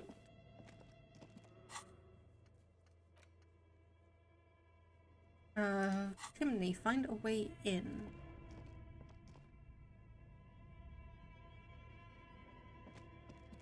Not really seeing anything for them. Yeah, there's no indication of walking. Ah, hang on a minute. Items. Do we not have a flashlight? There we go. Ah, there we go. Oh my goodness, look at all of this. This is a lot of stuff to investigate. Demijohn full of strange liquid. Wild animals. Mannequins. Airship boy just covered in spider webs.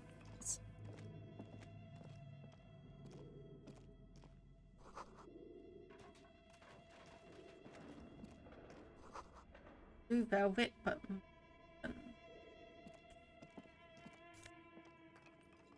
Honey? Bit more money. Where are the clothes that you... Is question. This appears to be some kind of machine with a cube-shaped heart and a wired framework. The keyboard has a rectangular on-off button. A piece of paper still hangs from the printer. This is the Ream Civic radio computer, model RC5120, equipped with a Feld mainframe and a Ream-compatible printer. The machine lights up like some prehistoric animal stirring from its slumber, revealing fluorescent play and print keys on the keyboard. The hatch on the machine's central compartment is wide open. It's empty like a beehive without its brood. Some cables have been left dangling, disconnected. This is where the machine's memory should go. Okay, so this is telling me that maybe we need to find that. Let's Nothing play. happens. Something's missing. There's no tape in the player.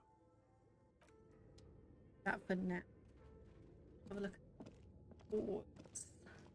Your flashlight slides over an old green chalkboard covered in scribbles, sketches, and schemes like some ancient cave mural. Some of the writing has faded with age, but you can still make out sections here and there. Photos and drawings have been pinned to the board.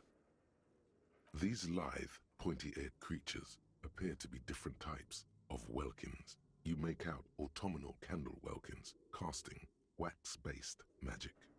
Translucent welkins with organs shining under their skin, and even ether welkins hailing from the vast emptiness of sidereal space. Who are all those creatures? Fantasies of a tortured, feverish mind? One of the welkins, towering among the rest, appears to be different, however. It's Vara Hamira, a high welkin, his face white and scarred like cracked marble. This is clearly a welkin supremacist. The note says, all non-welkin races will be purged. The Haldor, the Twarg, the humans, and even headless men, all of them, purged.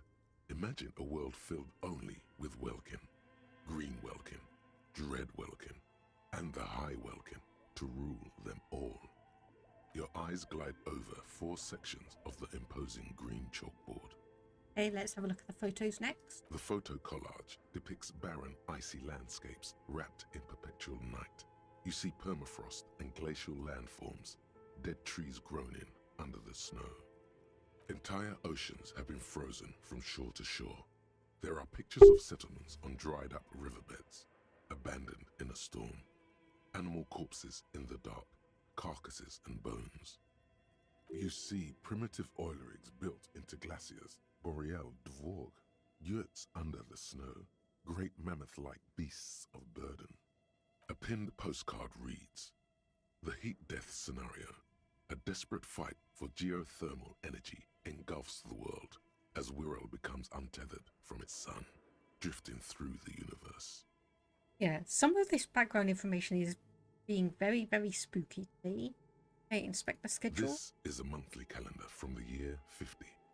Cryptic words like sprint, daily minimi, and GPI span the marker-drawn grid, the grand scheme of production and money. It looks a bit like an academic calendar, only much more brutal. As time goes on, the numbers in the boxes grow rarer and rarer. The board becomes an empty snowfield in the final days. Only failure and regret dwell in this region. Looks like they didn't make it. A note in the bottom left corner of the chalkboard says, "See the prod schedule filament for details." And let's have a look at the The notes. handwriting is only partly legible, but you can still make out 3 slogans: Call in, Tune out, Wirral Untethered, and Heat Death of the Universe. The full text reads, "Heat death of the universe is the new black." Another note says, "The biggest advancement in role-playing systems since the 30s. Outside, a cold wind wraps the building in its bosom. Snowflakes in the wind. An old woman passes what the locals call the doomed commercial area. She tries hard not to look at the bookstore windows. It's unwise." Okay, this is starting to really creep me out. This old fireplace is covered in lines drawn in blue and red marker, the mesh spreading over the stone like blood vessels on alabaster skin. It looks ghostly and strangely ancient. The whole thing resembles Kadran mosaic tiles. Very pedantic. How do I know what those are supposed to look like? History classes, students with their textbooks open, studying the roots of our civilization. Those aquarelle blue tiles looked beautiful in the sun. Hey, what am I looking at? Radio frequencies, it seems. UKV 123.6, UKV 123.7, UKV 123.9. Some written notes, too. Sparse and cryptic. Okay, I am going to write down those radio frequencies, because that seems like it could be important. My pen will work, because that's always the issue, isn't it? Okay, so that's radio frequency of KB 123.6. AB 123.7 and UKB 123.9. So where's 123.8 then? The radio frequency for Unclear. what? It looks like a cardiovascular system split into veins and capillaries. Very advanced. So something medical? You think so? The web is comprised of radio stations, all lead back to one red heart, titled the Game Master Frequency. A note says, this one can listen in on any station it wants. They must have had massive airwidth. These things don't come cheap. Yeah, who is the Game Someone Master? very important. A conductor for the hundreds of story threads that pass through the Game Master's frequency. And if it's a game, who's playing? Whoever decides to call in to a call-in station, it looks like. A list of names under the stations suggests people across 6 Isolas would be playing. Muindi, Insulinda, Kotla, Grad, Samara, and even Ilmara. All of this is gone, left unrealized. There's no way a little basement studio working here could pull anything like this off. Nope. Nothing. It's just lines on marble. An echo from times long gone. No one has used the fireplace in ages.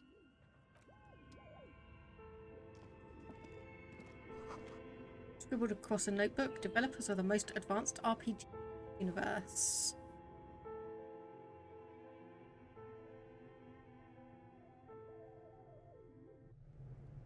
Yeah, I'm starting to wonder if this is just getting a bit too meta for me now.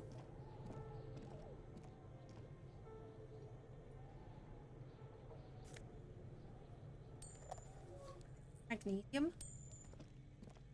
Yeah. You see a terrifying ice bear with a strange compartment in its belly. The door is covered in frost and the bear's eyes are glowing red. I don't like this anymore. I don't like this anymore. Kitty's snuggled up on your legs. She's heavy. Aw. Give your kitty some head pats for me if you can. Give your little kitty some head pats. The bear looks oddly realistic. Is it taxidermy? He looks like a giant ice Your bear. words echo in the empty chamber, ringing against the wet floor tiles. The bear keeps staring. A sharp slice of light shines out from its mysterious belly door. A gust of freezing cold air rushes to greet you. You hear a low grumble as the bear regulates itself. This is the inside of a refrigerator. Toxicate. I'm sure everything is fine. Press X to doubt. I'm starting to wonder if this is like twisting in on itself and some kind of meta commentary. Look inside. The shelves are empty. All you see are crumpled ice cream wrappers with the brand name, Revachol Ice City. A handwritten note has been attached to the door. The fridge is huge. Belly door, indeed. I mean, honestly, it's one of those things where it's like, obviously the way it's been designed is brilliant, but I definitely would not want to have it in my house. And yeah, hello Fanaddict, how are things going with you? Been a while, hope everything has been going alright with you. Okay, so we'll take the note. You pocket the note and the little fridge magnets keeping it on the door. And examine one of the ice cream A friendly wrappers. cartoon bear smiles back at you from a glossy cellophane wrapper. It looks nothing like the fridge.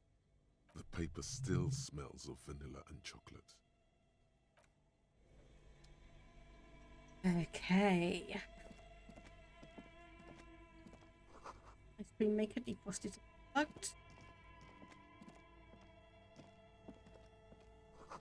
Flashlight casts a strange shadow. There's a way.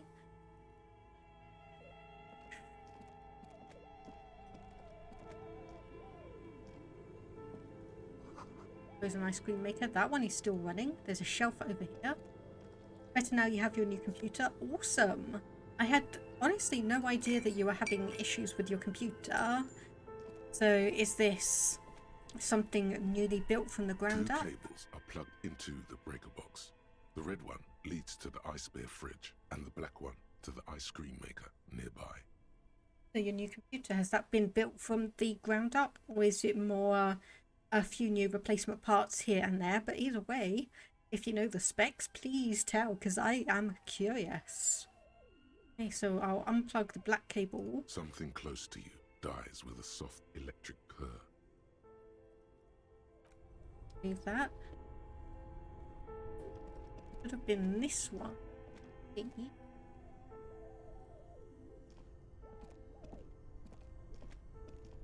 Only the red cable is plugged into the breaker box. While an electric sizzle. The room is slightly quieter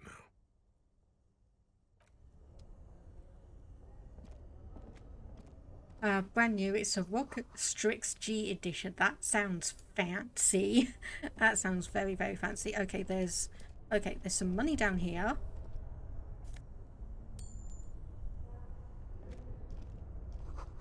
Cellar window. People's feet are shuffling by on the street. Aha! I know where we are now.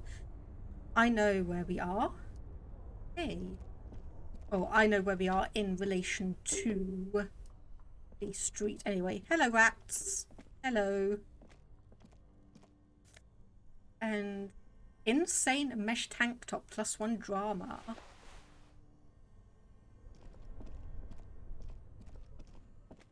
So there is obviously something in the gate. Well, a Ryzen 9 processor. Like I said, fancy. A thick layer of coal dust covers the furnace, coloring it pitch black. Looks like this furnace has a face, and it's a face of agony. Okay, so that wall has collapsed. Okay, I think I'm going to go back inside to the rear of the bookstore, have a quick look around, and just see if we can finalize everything that we saw in here. And the laptop, so it's mobile as well. That sounds brilliant.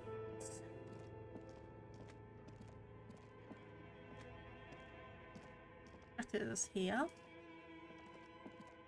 An iron safety curtain curves before your eyes, folded like a bellows. It covers half the room, blocking the way into a colossal industrial chimney. This must be where the entity lives. Okay, that. Things around here to investigate. Using a puddle of milk. No, floorboards.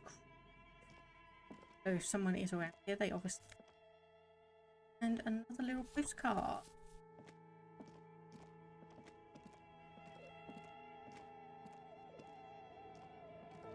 This is ever so slightly creeping me out. This Emma's affiliate? I don't know because I can't remember who Emma is. Oh, skis with slipstream, printed, and wood blades in the drawer. Production schedule filament memory. Aha!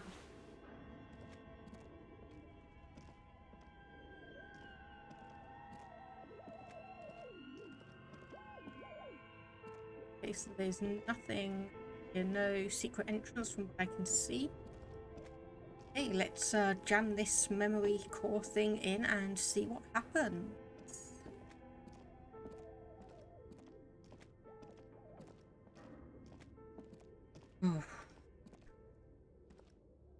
Tiles on the cube are still smoldering. Like a smooth draw, the filament slides into place. On the keyboard, the play key starts blinking. Okay, and press the play button again. A bar of fabric right above the keyboard starts producing a soft hum. The sound of static seeps through the machine's planar magnetic driver. Have you stirred the ghost of the doomed commercial area from its rest? Could this be its dismembered heart beginning to flutter? The static gets louder, slowly filling up the abandoned hall, until a voice speaks out, crackling and old, cutting into the air. Good evening, Fortress Accident en rue de Saint-Ghislaine.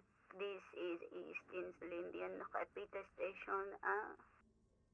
Please repeat. Is this the production schedule?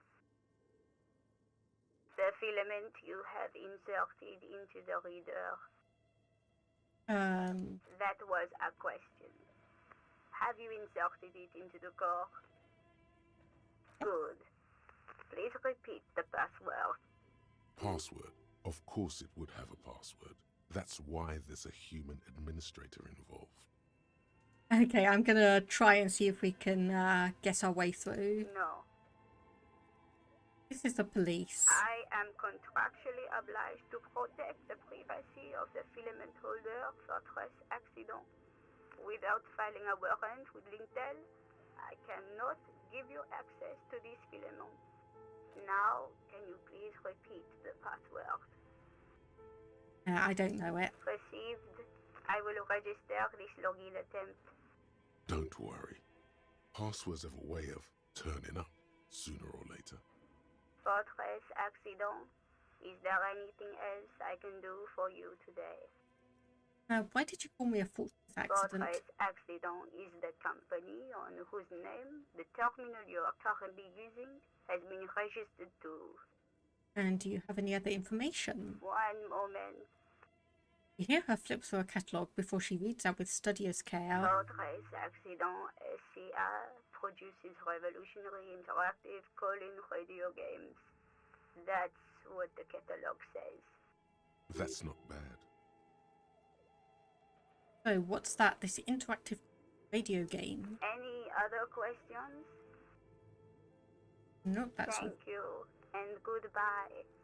Tiles on the cube are still smouldering, casting the framework in a soft glow. Fluorescent play and print keys shine on the keyboard. Nothing happens.